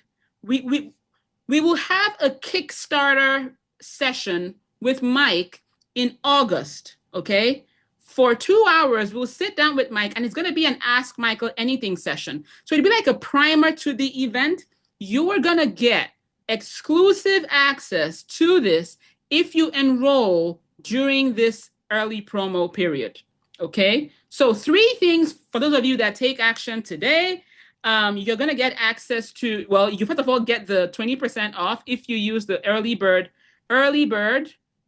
type it out just like that, early bird coupon. Okay, you get access to it for $39.97. You also get access to 8 months of Big Deal Machine as against the 6 months. So basically, everybody else is going to be getting their access when the event starts. You're going to get your access starting from Monday, okay? Starting from Monday to Big Deal Machine, okay? And you get access to the Ask Michael Anything session. Ask Michael Anything session. That's going to be, this is an exclusive session, right? That's going to be on a Saturday in August. I believe the current date is mid-August, actually. That's going to be happening. So Millie, post that link again. Make sure that nobody leaves it out. Now, I'm sorry. I have ignored the chat for a while because I was sort of in flow. But let me see. There you go. Ovia is like, my 14-year-old is coming. I love it. Only 1 kid. You've got more. Bring them. We didn't put a cap on the kids. We didn't put a cap on the kids. So Kingsley said, if I'm not able to attend the event due to travel and other schedules, Kingsley, there is a live stream option. There is a live stream option for those who can't physically make it there. I will personally encourage you to do what you can to be there. But if you cannot be there, then the live stream is basically the same right now. It's just that you'll be able to watch it live stream. Yeah. And that's live stream. Okay. So you have to be present on your computer while it's going on. Yep. Let's see. Andy said we left 4 permanently. Sorry guys, I'm just like scrolling back. I'm just scrolling back to see the chat. So the current cause was asking, does that include dental practices? Yeah. So basically, a lot of these businesses are honestly the same. Like the business side of things, the front may look different, but the back end is still the same. It's the same. Like we all do the same thing. It is finding customers, offering a service. We call it, care and, practice or whatever, but it's the same. You find someone that wants what you have, you serve them in a capacity, they pay you, and hopefully it's a good enough service that they come back for more, and you rinse and repeat. So you will learn all of the pieces so that you can then go apply to whatever business that you choose to use it for. All right, so let's see what other questions are here. All right, guys, post your questions. All right, so yes, 5 million margin of error. Yep. Yes, let me start building my plumbing business, Art. Yes. Amazon is the competition. You were right. You were absolutely right. I'm just scrolling back here. I'm really just scrolling back here to try to see if I missed anything because I was in the zone. Yeah, so what kind of business was that considered? Okay, so when I first got started with my acquisition journey, I was all about the home services businesses. I was like, oh, give me the landscaping company. I was so much like in love with the home services. I wanted landscaping, I wanted a pool company, I wanted all the landscaping. But here's the thing. My husband was not on board with the landscaping. It was like, yeah, no, we're not doing landscaping. Nope, we're not doing landscaping. And no matter how I was like, eventually I was like, all right, fine, no landscaping. So yeah, no landscaping right now for me. or who knows, ever, at least until he's on board with that. But we found some businesses that we both like. Okay, we have now looked at an equipment rental company, that's local, actually, not far from us, about 14 minutes from us, not far at all. That one we both like because it doesn't require like skilled services. And then we just came across this group home company all the way across the country, but with numbers that we like and we don't mind traveling for. Also, because my family also already has a group home business, and we already have some kind of like insider peek into what the business operations are like. My mom runs it. Yeah, and then I've looked at medical practices. What I've found with a lot of medical practices is that a lot of them are single, are run by one person. And because my model is to not be the provider, or the doctor, I should be specific. I've had to pass on some really and I think for me, it really like breaks my heart when I have to pass on it, because I'm like, this person is legitimately looking for an exit, but I can't be that person. Okay. Until, so I refer them to folks, I refer them to people. But if you are in a position or you want a practice for yourself and you're going to be that doctor, heck yeah, go buy something that already exists. Listen to Dr. Natasha Hovey's session from last night. That was how she got into her concierge medical practice. Instead of having to build from scratch, she bought the practice of someone that, that she was already working for. That's always a nice way to get started. So post that link again, Millie. So that people can start to enroll there. Which I changed. Yeah. So I was gonna say something. Other questions. You guys may have questions. What questions do you have? Okay. All right. Good. What questions do you have? She said, my hubby says, let's go. Let's do it. Yes. Let's do it. Let's see. Oh, and then the other business that we have down the pipeline, this one is actually under contract, if you may, or letter of intent, if you may. This one is actually pretty sweet. And those of you that are here right now may be hearing some good stuff that the others may not. Okay. But by the grace of God, this one, this business does about 62 million annually. Yep. 62 million annually. This one I have partners on. And so by the time all is said and done, my cash flow will be, let's just say it'll be pretty close to my annual salary. It'll be pretty close to my annual salary by the grace of God. So yes. Yep. All right. So yeah. So then he said, couldn't you hire a doctor to replace the owner physician? Yes.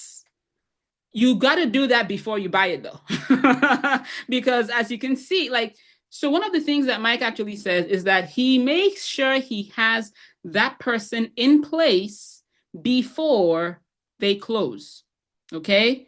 Because as you know, if that practice does not have a physician or the person producing the income, that practice has no income. So when it's just one person, and I actually had to walk this through another doctor recently, if that practice has no second person, either you wait until they hire that person, or you make them sign that they're going to stay on board through a significant transition period before, they have to be willing to work with you until you find said person and until said person is onboarded for a good period of time. Okay, so what the most recent person that I spoke with, the problem actually that we had there was that in her case, there was not enough room in the financials to hire the second person before she left. So if there wasn't enough room to do that, then I couldn't actually legitimately go into that arrangement, knowing that there wouldn't be enough money for her and for the other person at the same time. So I had to pass on that one. Yeah. Yeah. So yeah, so to reach me, yeah, just find me on Facebook. Check as if I will. Probably the only one in the world. Find me on Facebook. You can DM. Yep. Yeah. So yeah, for the second in command person, you want that person to already, either be there or like you should know who that person is before you actually close. And I mean, like I said, it really breaks my heart. There was one clinic up here that I really liked. And the guy was willing to stay on and stay for some time, but he was already cutting back in his own practice. Like he was down to just a couple of days a week. And I'm like, if I buy it, I need to make sure I've hired the person that will replace him beforehand. Yeah. Thank you, Doc. What other questions do you have? What other questions do you have? I'm here for questions right now. What other questions do you have?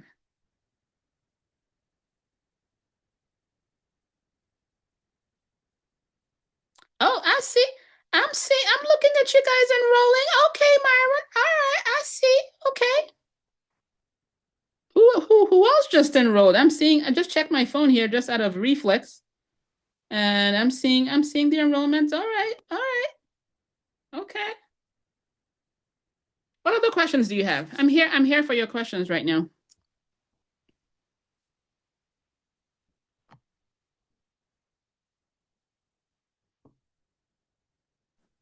Okay, it's Tandi. Hey, Thank how are you? you so much for putting this on. This was really helpful, and also for putting together the conference, because I can see it being feeling overwhelming to how do I begin? Where do I start? So just piggybacking on what you just talked about with the single physician Yeah. practice. So I actually was talking to this woman who I used to work for and hated working for. And she wants to sell her practice, which is she had a surgery center and she has a practice. She already sold the surgery center. She wants to sell her practice sometime within the next 10 years. I asked her, when was the earliest you would sell your practice? She said 2025. But the problem with this, there's two problems. One, and I haven't seen all her numbers yet, but I know the way she runs her business, the way I'm sure it's profitable. But the two problems are, one, she can't keep an associate. And two, the number of patients she sees is not compatible with human life forms. So she sees like from 80 to 100 patients a day, which is me thinking about, I just like, my mind starts spinning. Oh. So there's no, like, it's going to be virtually impossible to replace her with one. Replace her with the level of activity that like, this is not happening. Nobody's doing it. So how would you look at that? How would you evaluate that, other than obviously the financials, like it's in terms of the viability of the practice once this lady leaves? It's gone. Yeah. Now for that, if I look at it and I'm like, okay, a normal person will see half her volume, then I'll factor in the cost of two normal people. So basically, in running her numbers, I would include the cost of hiring two people to do that work, and I will see what that leaves me with. So let's say that as her superhuman self, she's putting out, let's just say, 3 million in revenue annually. But to replace her, it'll cost, let's just say, I don't know, what do ophthalmologists make like normally in your area? It varies, but let's say from 250 to 250 okay. 700. But if you're hiring somebody, probably around 400. 400, okay. So basically you're like, okay, so she makes 3 million. To replace her, it'll cost you 400. To replace her with two people, it'll cost you 800. To operate the practice, like all the overhead stuff, right? Maybe the MA and all the billing and all that, all those people turning the lights on. Let's say that costs you another $1 million. Let's just throw a number out there. So now you say, okay, well, 3 million minus $1 million, that's 2, minus 800, that's 1.2. Now you say to yourself, is 1.2 worth my while for what she's asking for? So let's say it was, but like, if you think it might be hard to find, like, is the fact that it might be hard to find someone to work with her happily while doing the transition, would that be enough to? No, in that case, you should work towards replacing her and getting her out. Okay. Yeah, like if you feel that it's going to be hard for someone to work with her, then your first goal should be to work her out of it, like get her out. So buy her out, but have a replacement ready. So if it's a case where you can be the initial replacement, right? Where Yeah. even if you're seeing, so basically now you have to say, okay, even if I saw the volume that was 40 or 60% of what she's doing, what would I make? Okay, fine. I would make 60% of 3 million is 1.8. If I made 1.8, right, and it was me working right now, and the business cost or the practice cost $1 million to operate, that means I'm walking away with 800,000. I can deal with that, right? Like I can handle 800,000 until I find the next person that will get me back to my 3 million that she was doing. Okay. All Yeah. right. Thanks. Yep. That's a great question, by the way. Other questions? Yeah. Yep. Get her out. Yep. Other questions? When will we get information regarding like where this is going to take place in Syracuse, just so we can be Plan? looking to, Hotel? yeah, air and all that stuff. Yeah. Okay. So airport is SYR. It is in Syracuse. Syracuse is a 15-minute city. You can get to everywhere in 15 minutes. Okay. Okay. But once you enroll, I'll actually send you the actual hotel, the hotel direct information that you can call them and get our group rate. Okay. And I actually just noticed that the email that went out to someone may still be the old one. I thought I could have sworn that I changed this. I could have sworn. Oh, I see. Oh, that's you. Okay. So yeah, so I'm gonna send you a replacement email because I just saw that you got this other old email. So yeah, I'll send you the correct email. I thought we had fixed that automation, but apparently not. So we'll fix that. Okoronkwo is asking, how many have I done?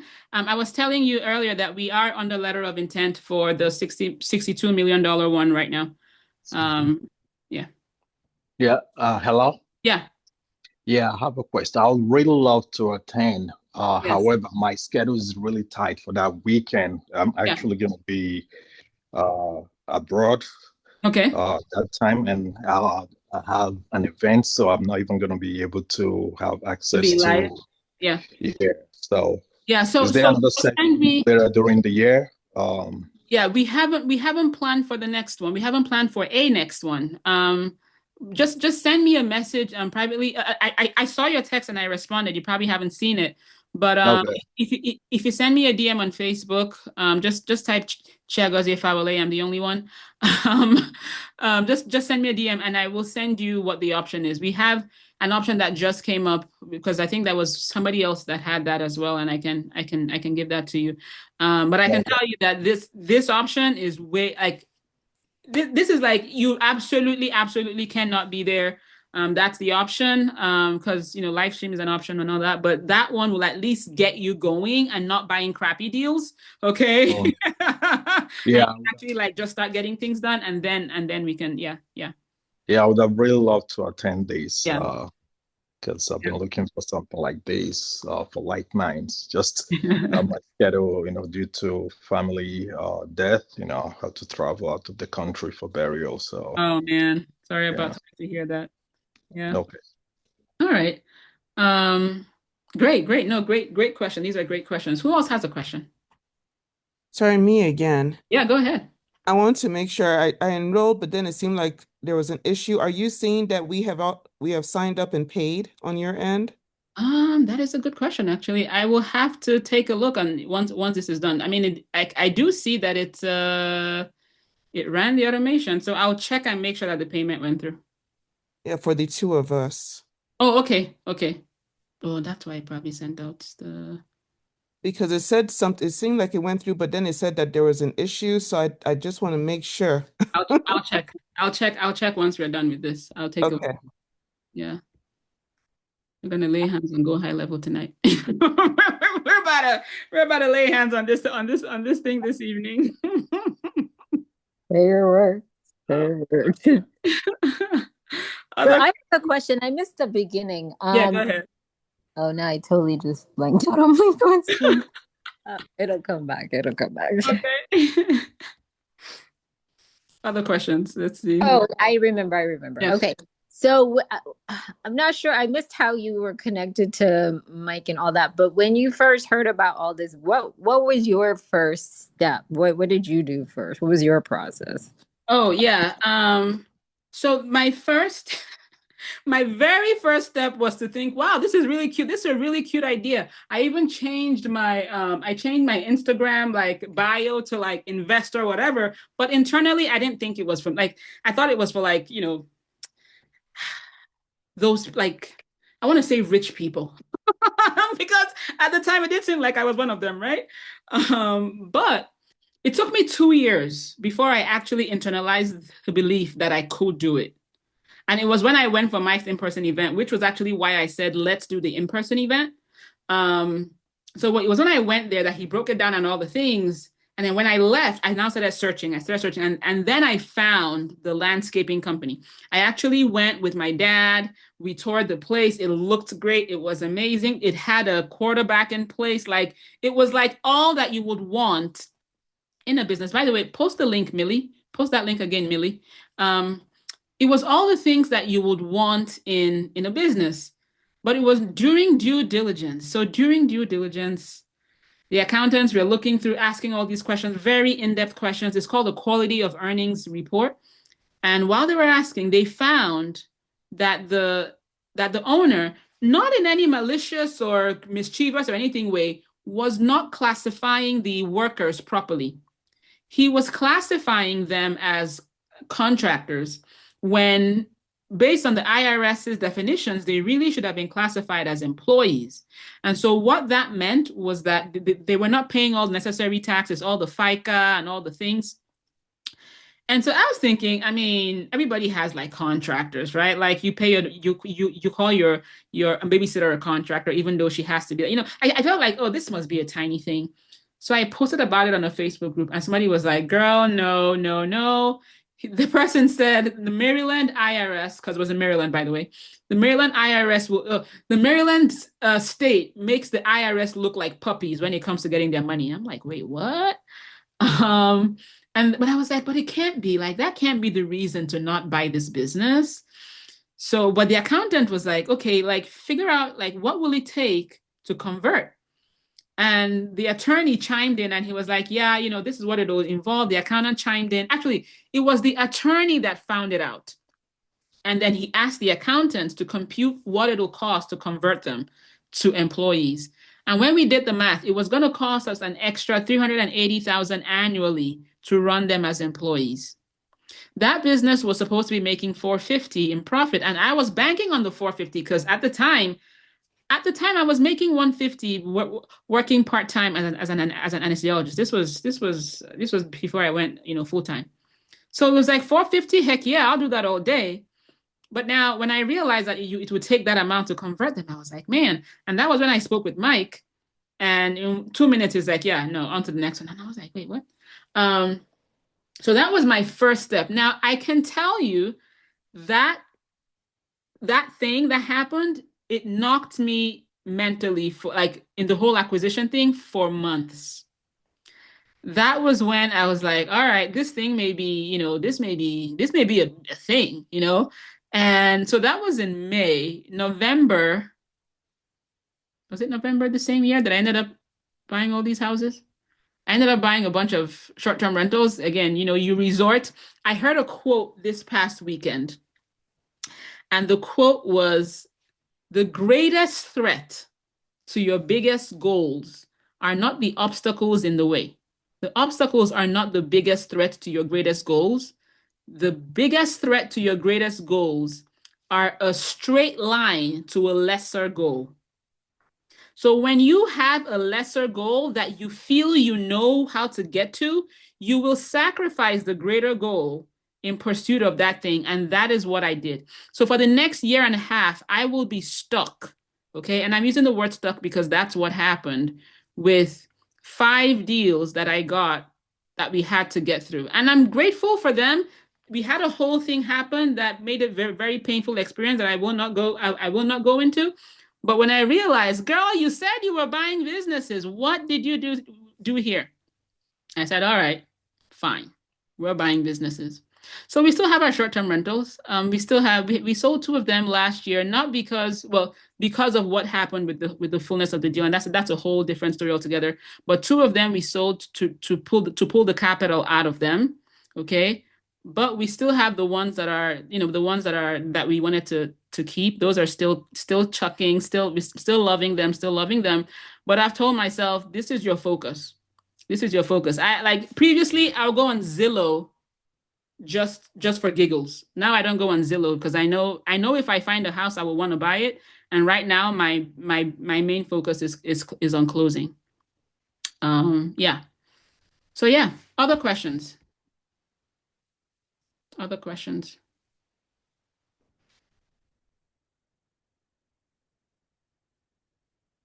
Yeah, Okay.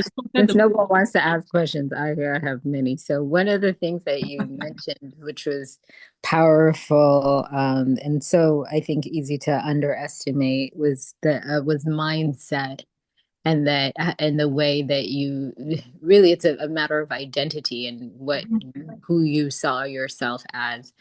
What did you do to create that shift? Because I think especially for doctors, we spend years and years to finally become doctors, and then you graduate and the nurse says doctor and you're like, oh, you're talking to me. I know, right? Oh yeah, that's me. And then you get very comfortable eventually in that identity, even though if you have brown skin, the rest of the world doesn't, but you get comfortable. Different story. But then now it's like we're talking about entrepreneurship, which is a completely different type of identity. So what did you do that was helpful for you to make that shift? So let me just reply to this. Sure. For me, for the acquisition piece, actually, it was at Mike's event, but not the actual event itself. It was during breakfast. So they organized breakfast for us as part of the thing. And Chelsea Bjarnson was sitting next to me. So she was on last night. If you were here last night, you probably heard her. But she was sitting next to me. And when I saw her, somehow there was just something about it that made me think, if she can do it, I can do it. Now, on the overall medicine versus entrepreneur identity, I'd been working through it for the last, so my first, entrepreneurial thing was all the real estate stuff. That we began 10 years ago. So the real estate kind of helped me ease into entrepreneurship and the whole identity as an investor entrepreneur. I began running my coaching business in 2019. So we're about 6 years into that now. So on the business owner side of things, I've kind of eased into it, okay? But one thing that I like to remind people is that med school was 4 years, okay? Residency was 4 years. Think about residency, okay? Think about day 1 of intern year and day 364 of intern year, right? You can see the identity switch that happens. Beginning of intern year, you were like, wait, who are you talking to? End of intern year, you're like, yes, I'm the doctor. Yes, what are you talking about, right? It takes being in it, immersing yourself in the lingo, in the conversations, talking with brokers, okay, to kind of embody that person that you are. Here is the thing that most doctors don't realize. You already are. Okay, you're not trying to become a leader, not trying to become a thing. You already are. As you exist, you are currently you, Inc. You may not know it, but you are. Okay, you are currently providing a service for your employers that they are profiting from and they are paying you. So you are already a business, whether you like it or not. But by the time you realize who you are, you realize your true identity, you're going to start to ask yourself, how do I make more with my identity? So like I mentioned, as a physician, you can access businesses, you can access practices, should I say, for zero down. But do you know that there are some other businesses that you could go into, and just by saying, I'm a doctor, they let you see the numbers because they know you're a doctor, you hopefully have the bank to take care of it. Okay. And even if you're not a doctor in here, even if you're not a physician, like you have probably done something in your life that positions you with skills that somebody else, like somebody who is savvy enough to get on a call like this, already has the discipline and drive. Those are things that you cannot pay for, right? To operate a business. You are probably already leading someone. You're probably already persevering through things that others may just ignore completely. Okay. So you already have it in you what it takes to run a successful business. The other hard skills are learnable. They are completely learnable. I went into my CA 1 year not knowing how to intubate. But guess what? I learned how to do it. 3 years later, 4 years later, I was intubating, 3-kilo babies. Wasn't born with it. So it's going to be a journey. For some people, it takes longer than others, right? But if you commit yourself to learning and becoming, as a matter of fact, not even becoming, unveiling, it's like a banana, right? Really just revealing your true identity. It will shock you what is possible. Yep. You just preach. Woo. I just want to say amen. Pass the offering. No, like I don't know if everybody else is still here, but what she just said was just like super powerful. Love it. Love it. Other questions. Let me see who else sent me something. Sorry, guys. I hope I'm not missing anything here. Because sometimes there are like private conversations happening on the side that I am having to click to see. Yep.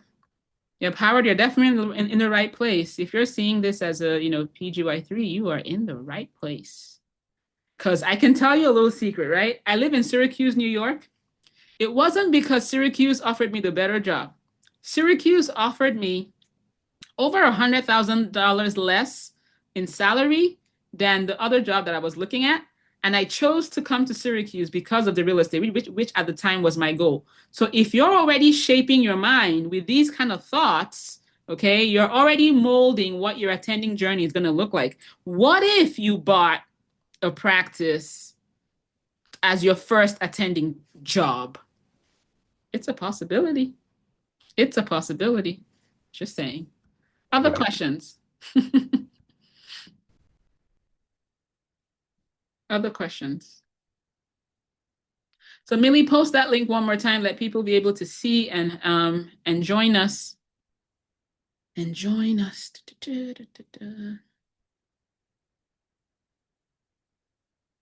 All right. There we go. All right. Good. Yeah. So summarize it. Oh yeah, they're still here. They are still here, still kicking, right? All right, so Syracuse, September, 12th through the 14th. We're going to be live here.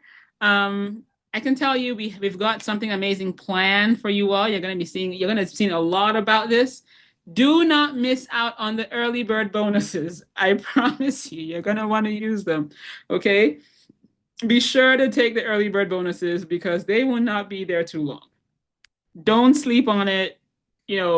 If you need to talk to the wife, talk to the wife, talk to the husband, do whatever you need to do, but make sure you're in Syracuse that weekend. And if you can't physically make it, make sure you catch a live stream. But I want to tell you, this stuff is like, these are real numbers. These are real numbers. We're not making this stuff up. When I saw the numbers, I had a coaching program that was doing $250K annually, okay? I shut that down because I wanted to get the message about this out. That should tell you how much I believe in this and how much I believe in those of you who are here, how much I know that you will benefit from this, and how much I know that this could very well benefit your generations to come. If there are no other questions, I will pause it here. Thank you so much, guys, for hanging out with me. It's been such a pleasure. And thank you all for participating. Tandy, OVA, I can't mention all the names, but you guys have definitely made it a lot of fun. And just, Kingsley as well, Howard, Bright, Jennifer, I think as well. Just a lot of you on here. I really appreciate you, Chi Chi. Let's see who else. The Okoronkwas, Tabitha, all of you. Just your presence makes it so much more fun, and just to do. I appreciate you all. All right, so have a nice evening. Post a link. If you have any questions, you want to talk to someone on our team, you want to clarify anything, just hit reply to any of our emails. We will see it. We will be in touch with you. And hopefully we'll see you on September 12th. All right, guys, we're still here tomorrow, by the way. There is still one more session tomorrow, and that is going to be with Dr. Darnielle, as well as, what's his name? Or what's his name? Philip. So anyway, yep, I will let you know, Ovia. Thanks for reminding me. I'll definitely let you know that. All right, guys, have an amazing evening. I will see you on the other side.